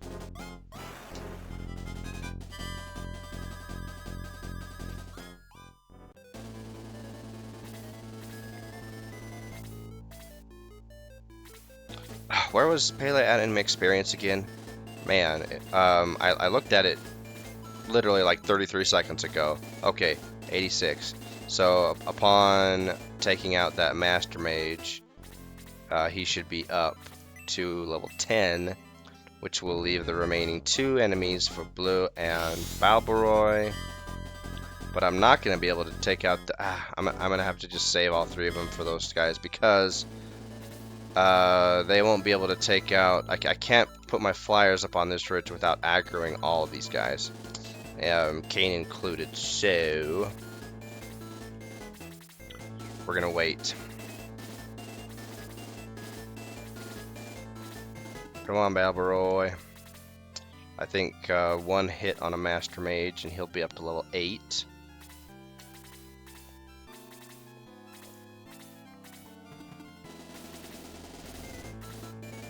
Alright, there we go.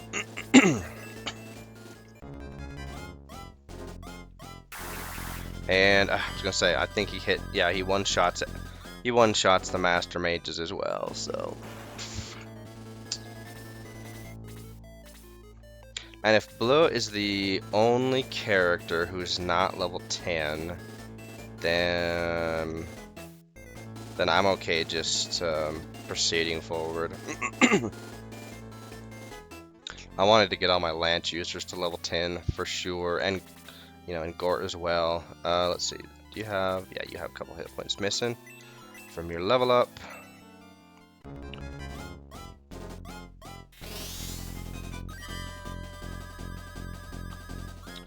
All right. I'm trying to think what my party composition would be like if I'm usually here on a normal playthrough where I don't grind everybody. to level 20, where I usually just promote him at Balbazak's Fortress. I think that, let's see. I think on a normal playthrough, I have Gong and Chris in as my healers. May is usually in as my tank, especially for Kane, the Kane fight. Let's see. Arthur is not in, typically. Balbaroy, probably. It depends though. It's either Balbaroy or Ammon. I usually have one flyer, and it's typically Balbaroy. Sometimes I have Kokichi, but not for this battle, actually. Or maybe I do. I might have Kokichi in. Excuse me.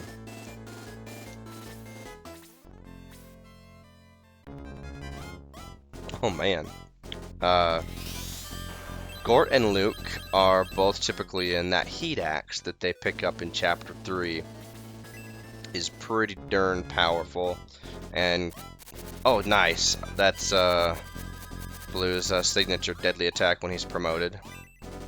Attack by 4, defense by 1, hit points by 6. Dang. Blue is typically always in. Let's see. Tao and Henri are both in. In fact, I'm gonna egress once because I want to bring Henri in, just to have her in the battle for the Kane fight. And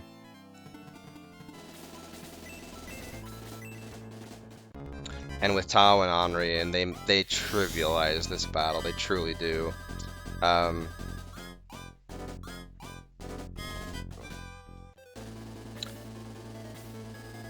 Let's see.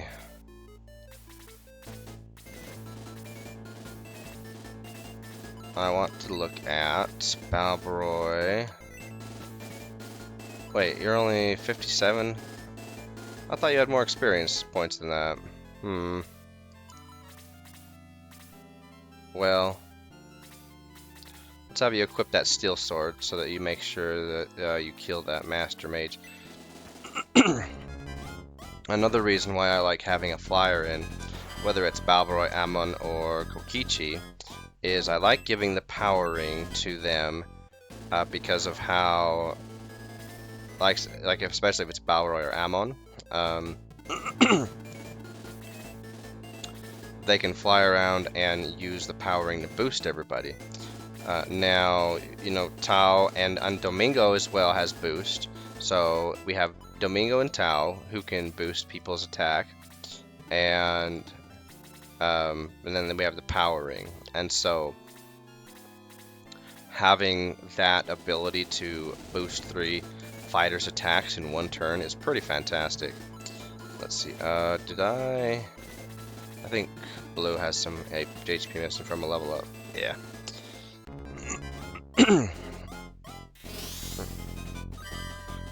And I don't remember if in Shining Force 1 if it's based off of the character's level or the character's base attack. In Shining Force 2, it's based off of the character's base attack, and so hence why, you know, if you're gonna use it on somebody, you use it on, you know, your strongest character like Peter. But in Shining Force 1, I think it's just dependent upon what level you are, or maybe it's just a set amount. The spell just is a set amount of plus attack power. I don't remember. But either way, it's... Oh, come on, man. Pele. Let me down. But anyway, yeah, we can't go up here. We can't go anywhere on the ramp. Anywhere on the ramp aggro's Kane and the Durahans, and well, most importantly, Kane. And no one else matters. The Durahans are not really a threat to us anymore now that we're promoted. Their attack is what, 36, 39. Yeah, that's not bad. There's one in chapters, a Durahan in chapter 7 somewhere that has like a Doom Blade that whose damage is like 46 or 40 something, I don't know.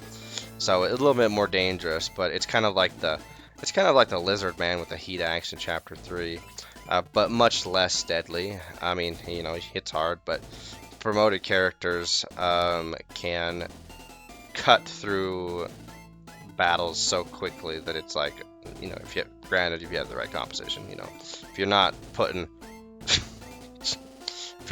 your D tier characters in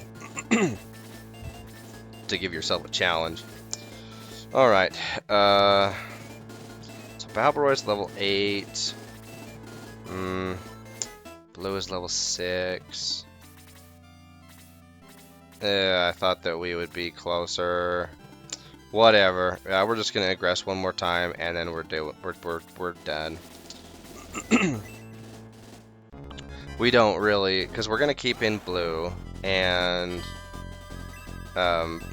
nice. Level 10. Not a very good level, but it's fine. Okay, so now he didn't get any HP, did he? Just defense and speed, yeah. So yeah, Pele's RNG hasn't been great so far, and I'm having trouble remembering now if if his next 10 levels are really good or if they're more of like a steady incline. I don't remember, honestly. I only remember May's and Arthur's the best just because of how distinct their levels up are compared to everybody else. All right, let's save. And then we're going to go down in the headquarters, switch out some roster spots, and then we're going to, yeah. And then we're going to defeat Kane. All right. It's been a long time coming. No, I don't need advice. Ugh, I always do that. Okay. Oh, let's just look at status, right? So Maximus, you know, he's party leader. He's good. He's got good speed, good defense, good attack, good HP. So his level 10 is good. So May, lots of HP, and fast. And then her attack. Oh, let's see. She's got the power spirit equipped. I think her attack would be 40. Is it plus 5 or 6? Hold on. I can't remember what it is with the chrome lance. She has the halberd, but the halberd's like, yeah, plus 10. But everybody has the power spirit equipped, so it keeps everybody on equal ground. So it's plus 7. Okay. So plus 7 with the chrome lance. So at melee range, so melee range for attack would be 45, which is good. 48 with the halberd. And I specifically gave her the halberd because she's the tank. She's going to be face tanking Kane's hits, hopefully, if he doesn't use the Sword of Darkness on us. Pele's, you know, he's fine, but nothing special right now. Hopefully he gets better, because I like Pele. Just, you know, one of those things. It's like, oh, I'm really hoping that he ends up being that A tier that I consistently see, or that remember. It's in my memory, so I could be off. Okay, so Ken, he's already got the Chrome Lance. 44, 24, 33, so not actually great. A little bit worse than May and Pele, and then Vankar. A little bit below, once again, May and Pele's level, but still fine, right? It's like, oh, it's fine. Oh, whoops, I didn't look at Ernest. But by the way, this is the, I will only do this once now because everyone's at 10, or like in Balboroy and Blue's case, approaching 10. Ernest, a little bit better. He's like right on Pele's level, maybe a little bit better than Pele. I'd say he's probably the second best paladin right now. And then Arthur, whatever. Defense is bad. HP is kind of low. He's got agility's fine, but Yeah, he's still like, meh, whatever. I can cast spells though. And Gort, let's see, good HP. Yep, that Heat Axe, man. Attack 51, but the defense, 47 defense. That is excellent. And 49-55, once again, right there with Luke or Gort. Just, so yeah, both good. Guns. Behold the power of guns. 42 HP, 56 defense. Definitely stands out. We will be bringing him in to help tank some of Kane and the Durahans. Henri, look at that MP pool, 54 MP. Defense 40. She's a very durable wizard, and she's got that bolt too, along with excuse me, along with that freeze 4. So yeah, extremely powerful. Then Tau, of course, yeah, 57 MP, Blaze 4, and Boost. That Boost spell, and 60 agility. Oh, did we give her the, yeah, just a Guardian Staff. That's without the speed ring. Then Domingo, freeze 4, Diesel, and Boost. Oh wait, what was Domingo's? Yeah, defense is 50, so defense, Domingo's a pretty decent tank at this level, very durable. Low, whatever. His attack defense is not really what concerns me so much as his one agility. Agility's good, so he goes very quickly in the round. But his spells, right? He's got quick 2. Okay, that's great. Useful in battles like this one, where you have a boss, right? Where you want to boost the agility and defense of those who are going to be face tanking a boss, but only if it's a physical damage dealing boss like Kane. So while low is still considered the lowest priority of healers, his slow spell, his quick spell are actually very useful in certain battles like this one. So Chris, let's see, has that attack and defense, or yeah, whatever. But defense is good. Agility also very good. Good HP and MP, very solid. And she has quick as well. Slow, heal, and aura. Right now, she is our best healer. And let's see, Gong, heal, and aura. Good attack, but that's because he's almost level 20. And then Diane, yeah, she's an archer. Archers just aren't powerful in this game. Not really. But if we compare Diane, right? So 36, 27 attack and defense. And then her HP agility, 38, 33. We go to Hans, 41, 31. And then HP is 33, 34. So it's like they're comparable, but neither of them really stand out. I was surprised that Hans's attack broke 40, to be perfectly frank. But Lyle is better than both of them. Easily better than both of them. So anyway, that's why when if you do want an archer, you take Lyle. That's all there is to it. And then Amon, let's see, she has that steel sword, 40, 31, agility 40, HP 33, and then let's see, Balbaroy, he would be his attack would be less. It would be 37 without that power ring, 28, 31, 34. So Amon is a little bit better right now than Balbaroy. Kokichi, let's see, do you have the power spear equipped? So you would be 45 attack, so pretty dang good actually. He would be he's the best flyer right now, as far as just comparing him with Balbaroy and Amon and flyers. He's my best flyer. I think, right? Because let's see, yeah, he's the best flyer. And then Blue, only level 6, and these are his stats already, and they just keep getting better. So yeah, I mean, He's a dragon. That's all. He's a dragon. No. All right, yeah. Let's go ahead and put people in. Let's go ahead and take Ernest. For Arthur. We're gonna put Gunson for Pele. And then we're gonna put Henri in for let's see. We really don't need we really don't need flyers. Not really.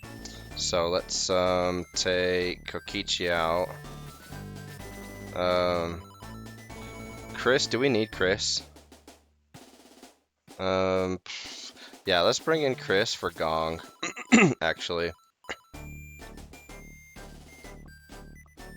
He has Aura 1, but she has Aura 2. Let's see, Luke. Yeah, let's actually take Luke instead of Ernest. We don't need any of our archers, not really. Oh, did we not look at, we didn't look at Xylo's status. Xylo, how are you doing? Sorry, man, forgot about you. Attack 58, defense 39, agility 38. No, let's bring you in. Maybe. Do we have room for you? Gort, Luke, Guns, Henri. Now, Domingo. I need to get Babelroy up to level 10. Well, maybe not. Do we really need to? Do we really need to?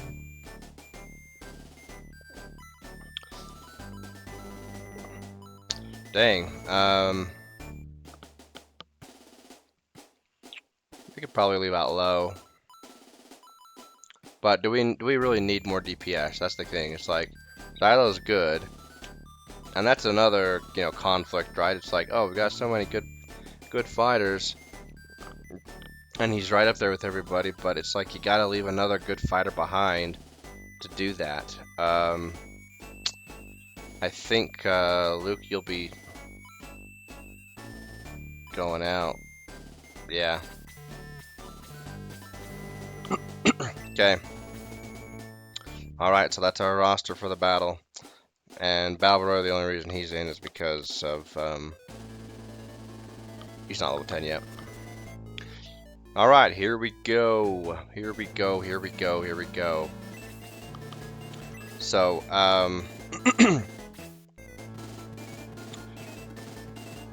alright, so let's just, I just want to do something to illustrate the overpowered nature of our spellcasters.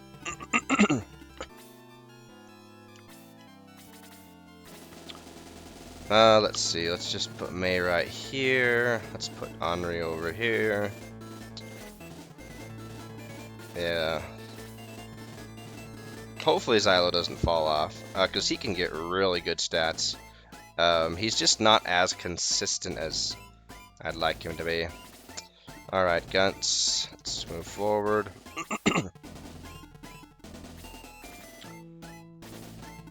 Alright, we'll bring Balboroy up. Let's put that longsword on him again. Maybe getting level 9 and 10, he'll kind of get even with Amon, but I don't know, we'll see.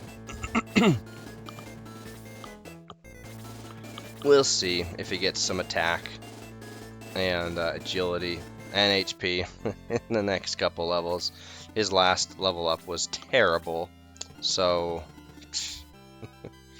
oh boy.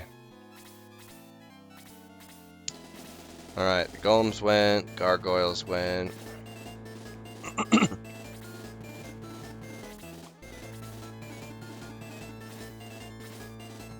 Alright, here come the Durahans.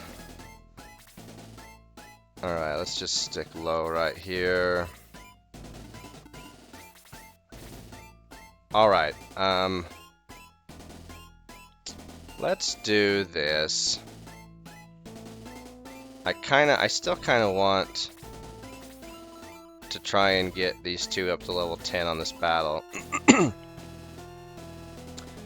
Let's create a save state real quick. Let's Let's see. Yeah, let's just do this one.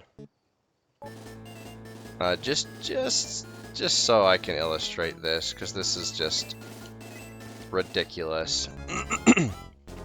All right, just to illustrate how powerful and why spellcasters are at the very least A tier and usually S tier. This is why Tao is A tier, S tier, and this is why Henri is S tier.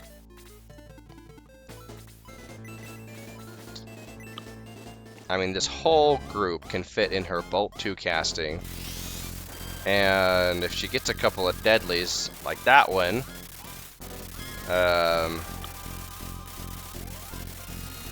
oh man, we're gonna kill almost everybody here.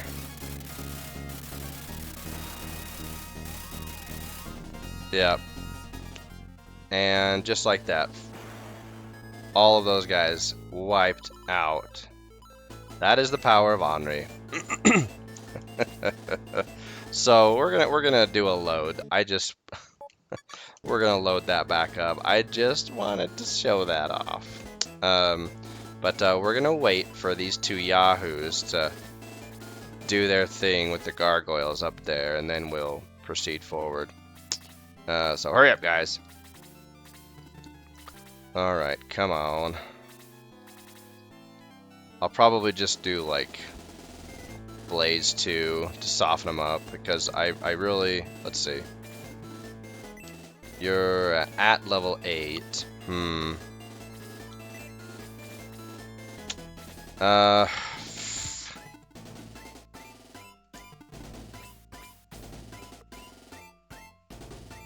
Yeah, let's just do it like this, because blue one-shots him. So might as well have Balroy getting some experience off of these guys. Even if it's only 15, it's still 15. So we'll just do it that way. Yeah. Alright, so we gotta do the whole ring around the rosy with turns. Interesting to see how Blue's attack has evolved, right? Like, when you get him as a baby dragon, he just does a tail whip attack. And then his critical attack, that's in SF2, is his deadly attack is the yellow lightning. But then, and when he's promoted, his regular attack is blue lightning, and his deadly attack are those yellow dragon heads. Anyway, it's a nice touch. It's pretty cool.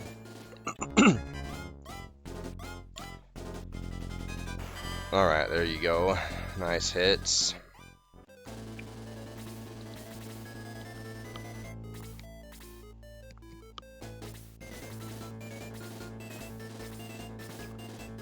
Okay, Blue, you're up again. Oh no, I hate it when they miss. The enemy opponents definitely benefit more from the increased evasion from being a flyer than our ally, than our team members. For sure. I've never ran a statistic table or anything like that under, made tally marks, whatever, your methodology wants to be. But I am 100% confident when I say that your Shining Force members miss flyers a lot more than the enemy misses our flyers, by a whole lot. I would definitely say that there seems to be a difference in the amount of times that our flyers evade versus the amount of time that enemy flyers evade. I related the story of my friend and him playing Balbroy and and evading like 10 enemy attacks in a row. Excuse me. But that, I don't know. That is not my experience. Oh, good job, Balbroy. Thank you for proving me wrong. Thank you for proving me wrong. Seriously. All right. All right. We're just sitting here picking our noses, throwing rocks. Come on, guys.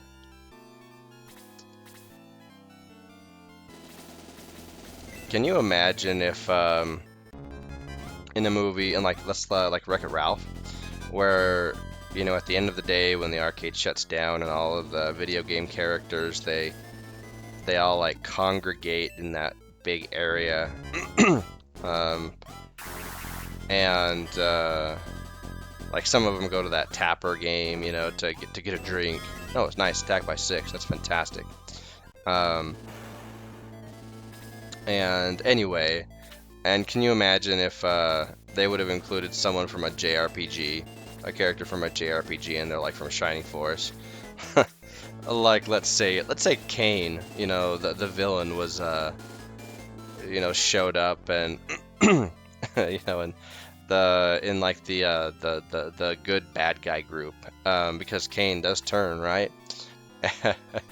or just a random, you know, a random enemy like a Master Mage,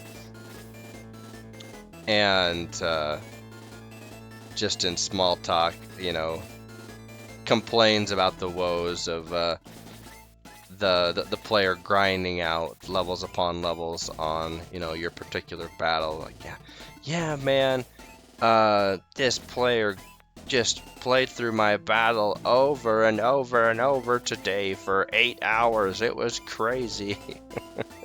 That would be the woes, I think, of a video game character from a JRPG in like a Wreck-It Ralph world. That has some kind of condition, like JRPG deja vu fever or something. I don't know. I'm just making stuff up, but but I mean, I guess all video games are repetitive to some point, right? Arcade games being no exception. Alright, so anyway, enough of that nonsense. Man, the mind sure wanders when there is not much going on in the battle here. Let's see, do we want to just do level 2? I don't think it matters if it's level 2 or 3. Let's do 2 because I don't want to risk the golems getting killed. I want to make sure that Balbaroy and Blue get all of them.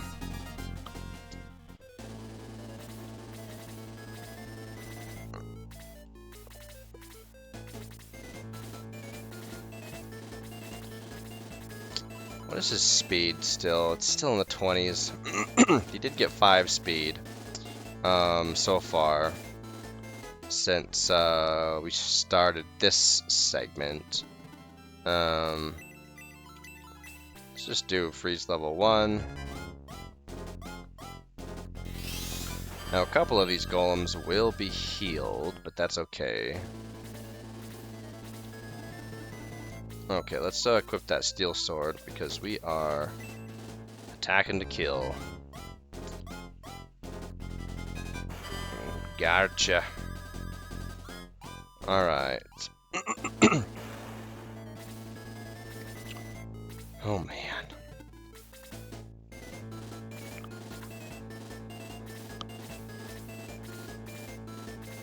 Okay, the High Priest will probably heal. No, it did not heal. Okay, well that's actually nice.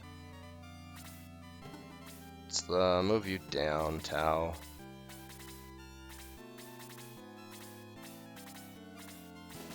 Okay, and then... yeah, whatever, it doesn't matter.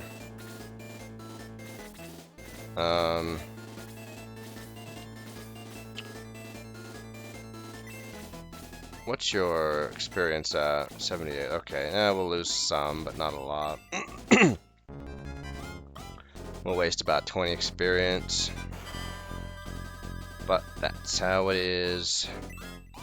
Attack by 2, defense by 2, speed 4, size 0.3. Okay, so pretty decent, pretty decent. Not bad.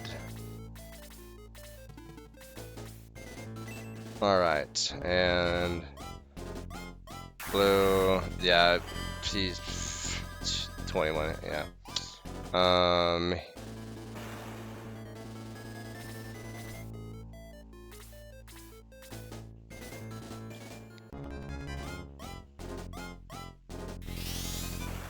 Yeah, if only his movement wasn't so low and his agility. I don't. Yeah, his movement and agility is just like, okay, I get that maybe it's low movement, low agility because he's a big bulky dragon. I don't know about. I don't know if that's where like the developers were like, yeah, he's a big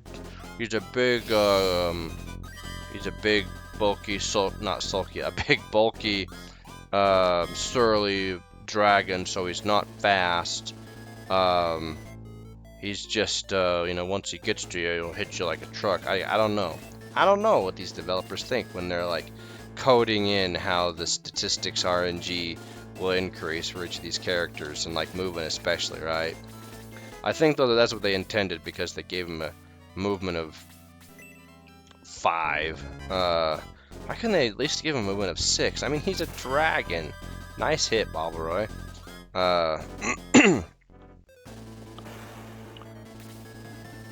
Alright. Just a couple more turns. Ah!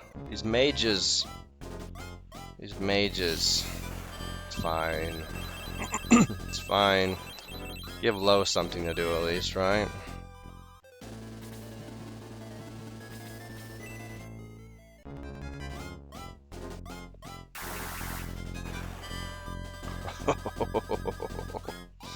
Oh man. And there's nothing I can do to like power down blue. Oh man. So powerful.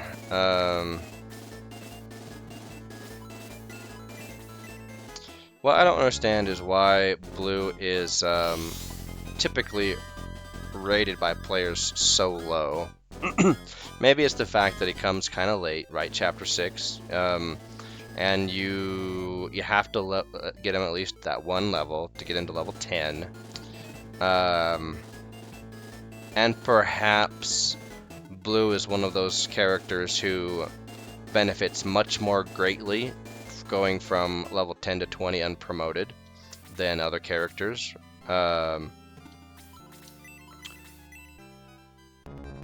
However, I don't know, it just seems like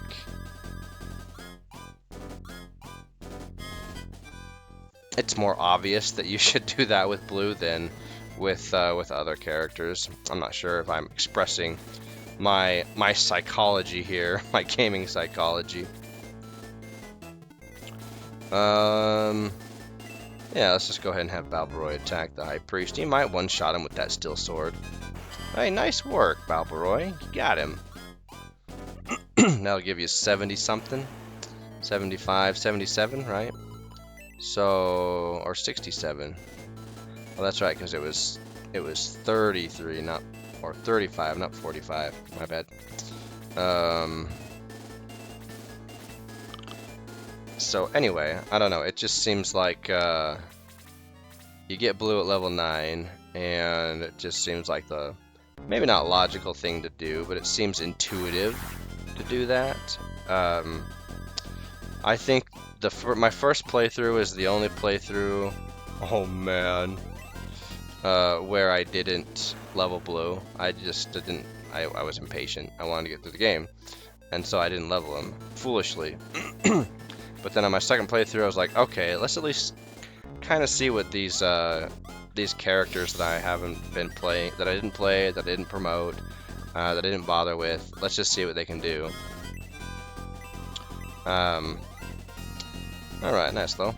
And and then blue is of course one of them. because my friend influenced me greatly to level blue. I think Gunts was another. Gunts, I foolishly did not level Gunts my first playthrough.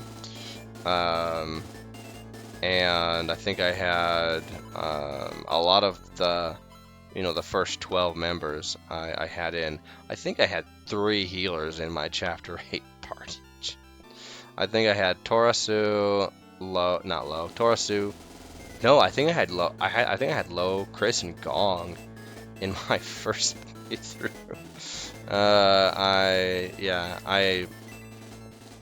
I just wanted to get through the game, wanted to know the story, and then on subsequent playthroughs could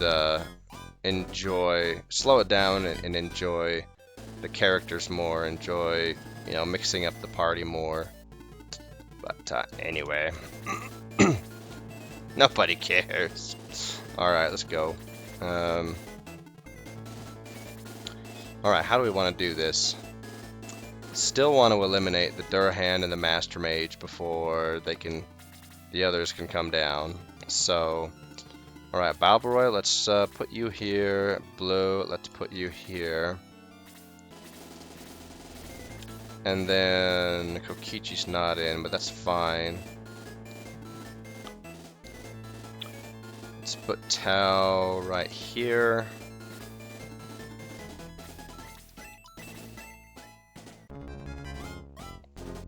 Henri could technically tank a hit from Kane, but I'm not going to risk it. I think Kane has a higher chance to hit a stunning attack and crit than like your normal enemies. I think.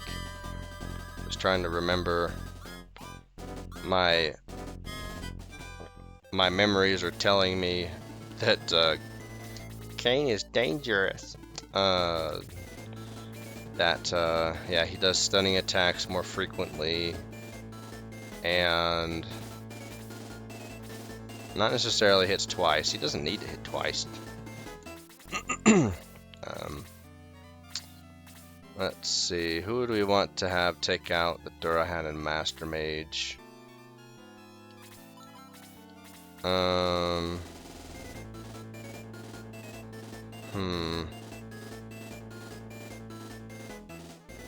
Actually, let's put Tao down here.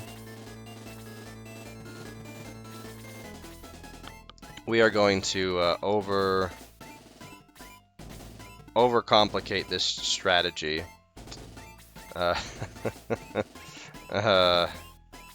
And let's leave Xylo there. Let's put Domingo there. Let's leave May there. Get you equipped with that halberd. I did mention earlier that we are gonna see some poetic justice with May, so I'm gonna try and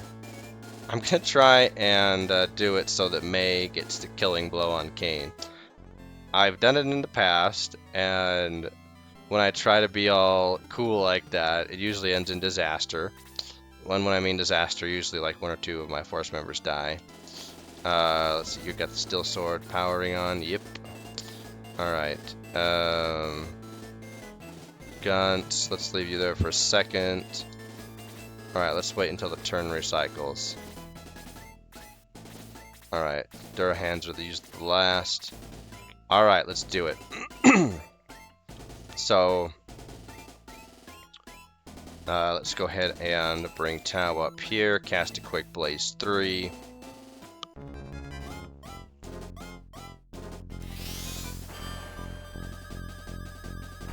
We'll weaken these 2. And then, let's see, let's cast a quick level 2 on these guys, since they're our primary tanks. Speed by 10, defense by 10. Okay, yeah, 10 and 10. Yeah, I think it's set. It just seems like it's set. Maximus, you have to sit out. I am so sorry that you can't go head-to-head with Kane. But because of that D-Soul ability that the Sword of Darkness has, you got to sit out. And I think that quick is just on one person. So let's put it on Domingo, since Domingo's going to be going in as well. And has that increased chance of being attacked by monsters. And of course is also next. So we'll go ahead and throw Domingo in the fray. One of the Master Mages will be down. Or wait, the one Master Mage will be down. Yeah, there we go. Alright. And we are going to have Henri cast Bolt 2.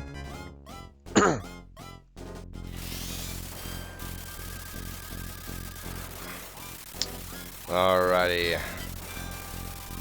Kane is about... Alright, High Priest is down. That's the most important thing. Okay, 48 out of 70.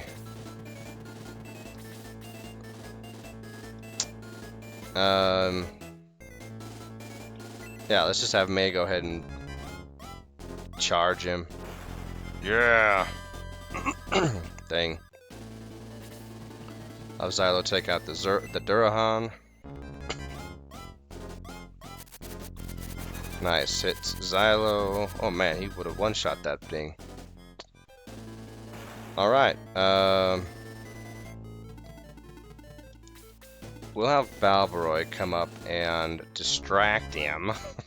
Since he's not gonna hit him very hard. Yeah, 11 points of damage, that's funny. Let's see then, Gort. You have an attack of 51.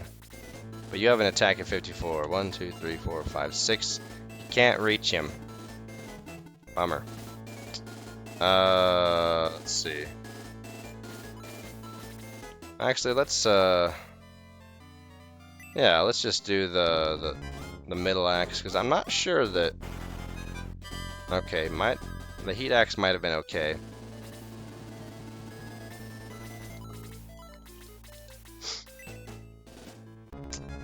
If you do a stunning or a dead...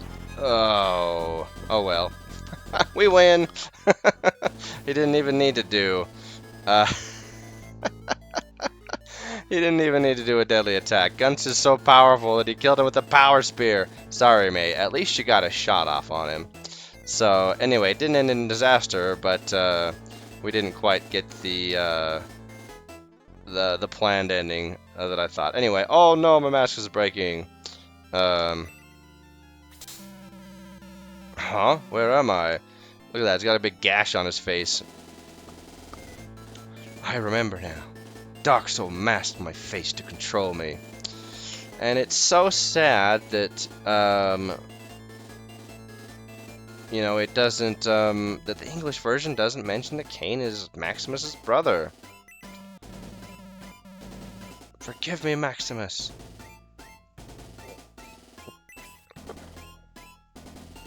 And then he just disappears.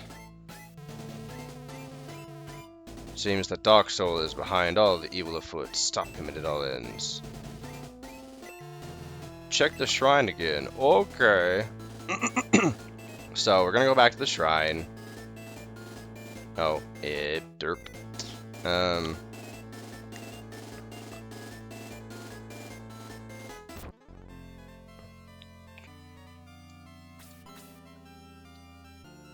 Okay, so 2 heroes.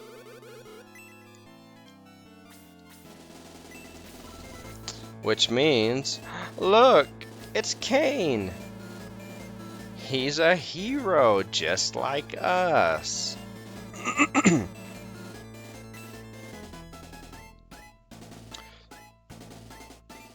Alright, this 2 heroes. I have waited long for such as you. Hi, what's up?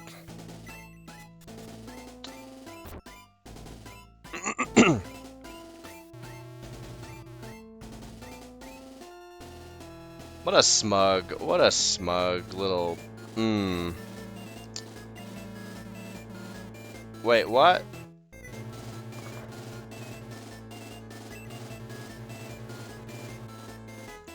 Oh, rude.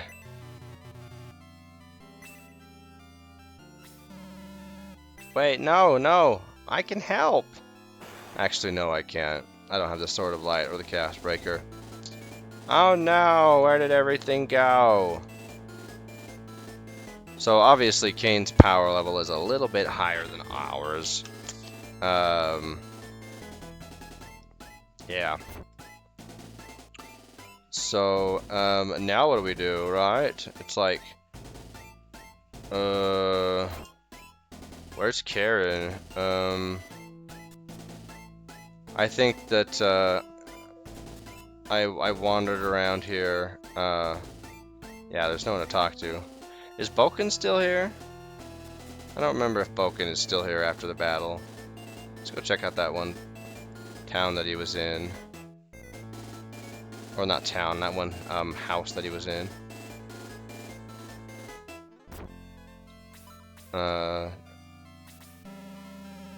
Nope, it says the same thing. Okay. And yeah, there's nobody around. There's no one that shows up in any of the houses. And the shopkeeper's still here.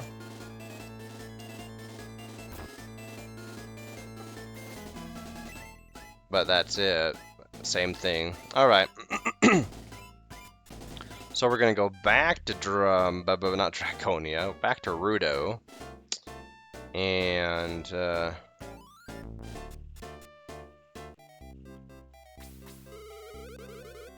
oh, okay. Let's talk to everybody. Oh, you hope the grown-ups come back soon, do you? Well, it sounds like someone's changed their tune. But why? Is it because we helped out Blue? Oh, I will. Let's see. Yeah, let's go ahead and save our game.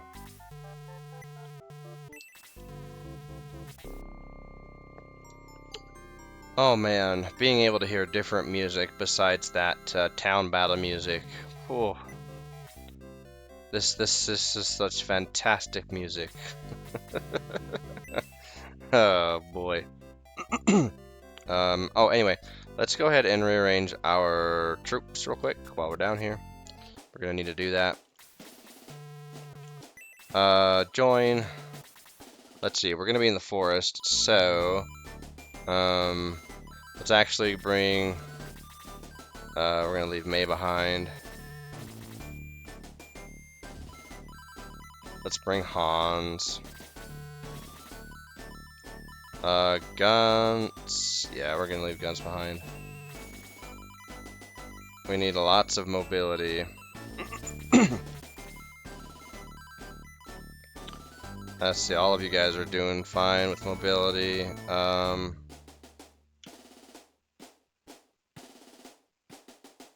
Yeah, let's leave Tao behind actually. Go slow. Let's leave Low behind. So yeah, I think that's it. Everyone else in the party has pretty good movement in the forest. Wait, Guns has good movement in the forest, right?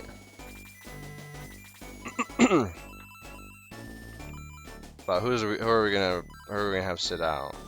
We don't need. Yeah, we don't need. Well, we could leave Gord out actually.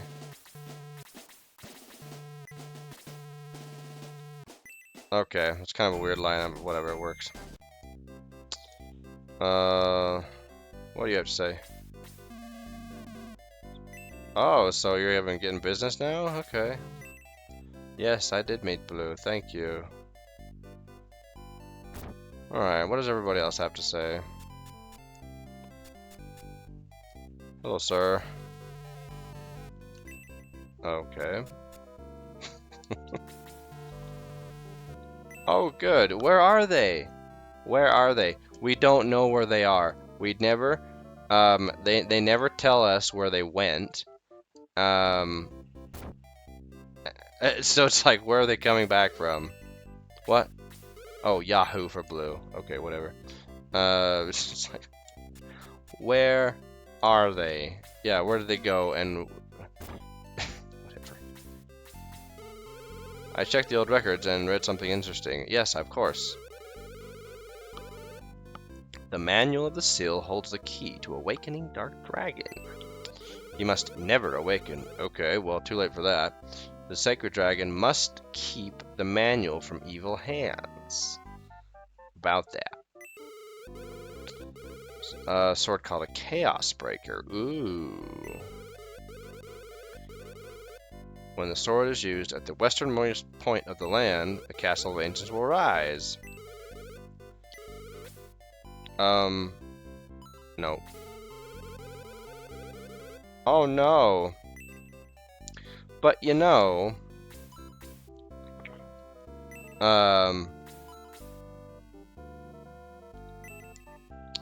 could Dark Soul have, if we hadn't opened the door to the shrine, could Dark Soul still have magicked himself in there and gotten it? Because it seems like there was a strong magical protection. We're all proud of him. Yeah, you're welcome. No. What if I say yes? Okay, boring. Go to Prompt first. It's south of here.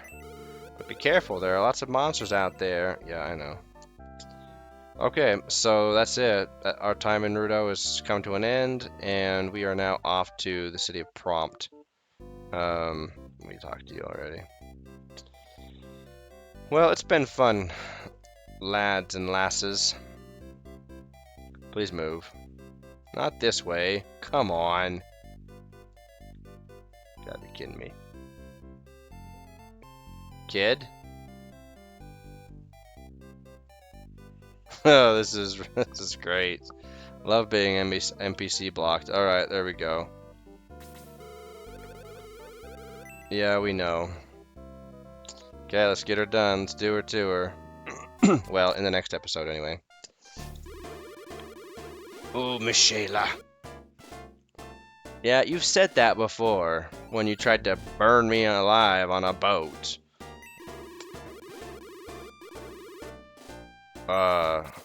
What if you're her minions? Like, if they fail, yeah, you're gonna die. Then I await you in Demon Castle. I wouldn't be very confident in my, survival chances as a minion of Miss Shayla. Alright, so we've got, oh yeah, Belial. They've got Bolt. So this is why we have all the flyers and all the mobility, is because of this. Oh, that's right, we got mountains, so dang it, our archers aren't gonna do that good, actually. I thought there was more forest. Dang it.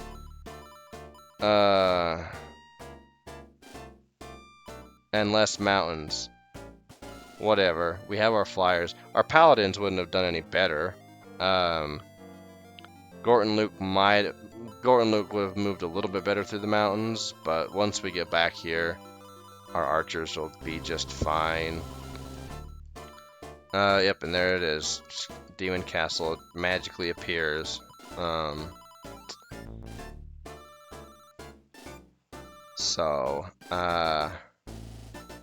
Yeah, I did not commit to memory the last time that I scanned this area that there was that much mountains. Dang it. Oh well. We have our whole flyer crew. Blue, Amon, Balbaroy, and Kokichi, so and Domingo. They'll make short work of everything. We don't even need a healer here. Alright, so anyway, we will do that all in our next episode. But now we have finally come to the conclusion of this long episode. And we are finally ready to progress further. So, until our next episode, as we fight our way toward Demon Castle, so long for now.